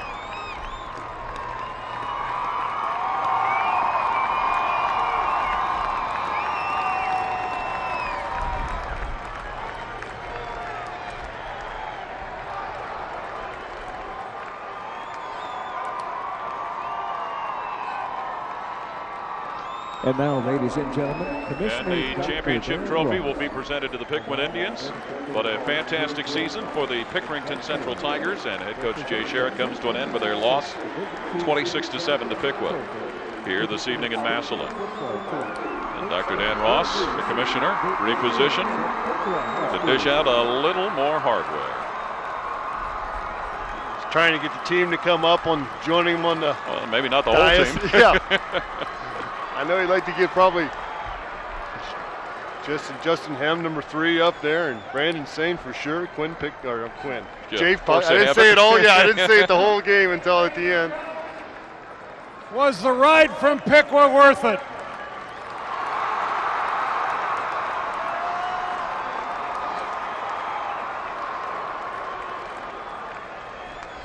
You've had a remarkable year. This is your second trip, and you're going back to Miami County as state champions.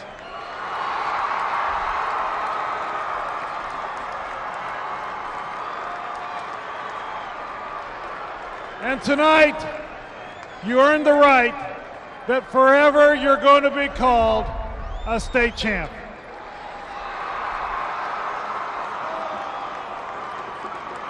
On behalf of our Board of Control and our member schools, we'd like to present the 2006 Division II State Championship Trophy to the Piqua Indians.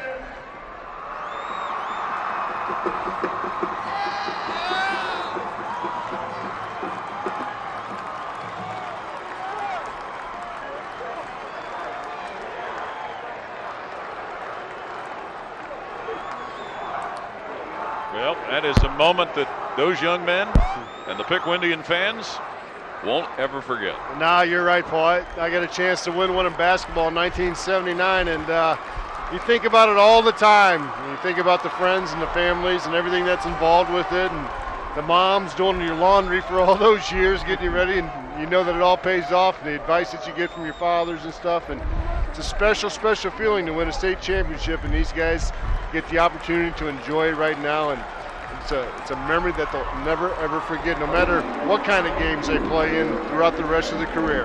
The 3 champions have been crowned today. Youngstown Cardinal Mooney, Maria Stein Marion Local, and in this game this evening in Division II, Piqua defeating Pickerington Central, the first state championship in Piqua high school history. They will go back to Miami County as champions and will have long-lasting memories of the evening they had here at Paul Brown Tiger Stadium in Massillon. 3 more championships to be determined tomorrow. The Pickerington Central Tigers will go back incredibly disappointed, but a very, very successful season for the Tigers that came up just a little bit short here tonight. Turnover's a big key in this game, Jim. Yeah, it is in any game. I mean, when you're plus 4 turnover break and a turnover margin, it's tough to win football games, especially when you're a state championship. We'll come back with more. You're watching the Weekend of Champions on ONN.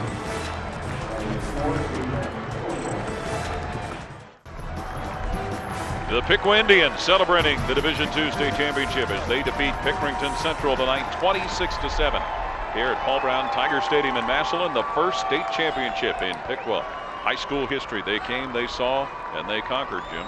Yeah, they sure did. You know, we talked a lot about Brandon Same. You got to credit that offensive line. I thought they did a good job pounding some holes. And you see the stats there. 282 total yards, 246 passing. Rushing yards are obviously there. Yeah, the rushing yards are obviously 246. Passing is just 36. And obviously the turnovers for Pickerington, 4 of them. That's the big stat in their category. Yep, big stat. And the players now getting a chance to celebrate with the many fans who made the drive from Miami County over to follow the Indians and cheer them on. And as we mentioned, a night that they'll never forget. A night that certainly should be a reward for all of the hard work that began back in August. Look at Ben Davis, number 77, sporting a tomahawk.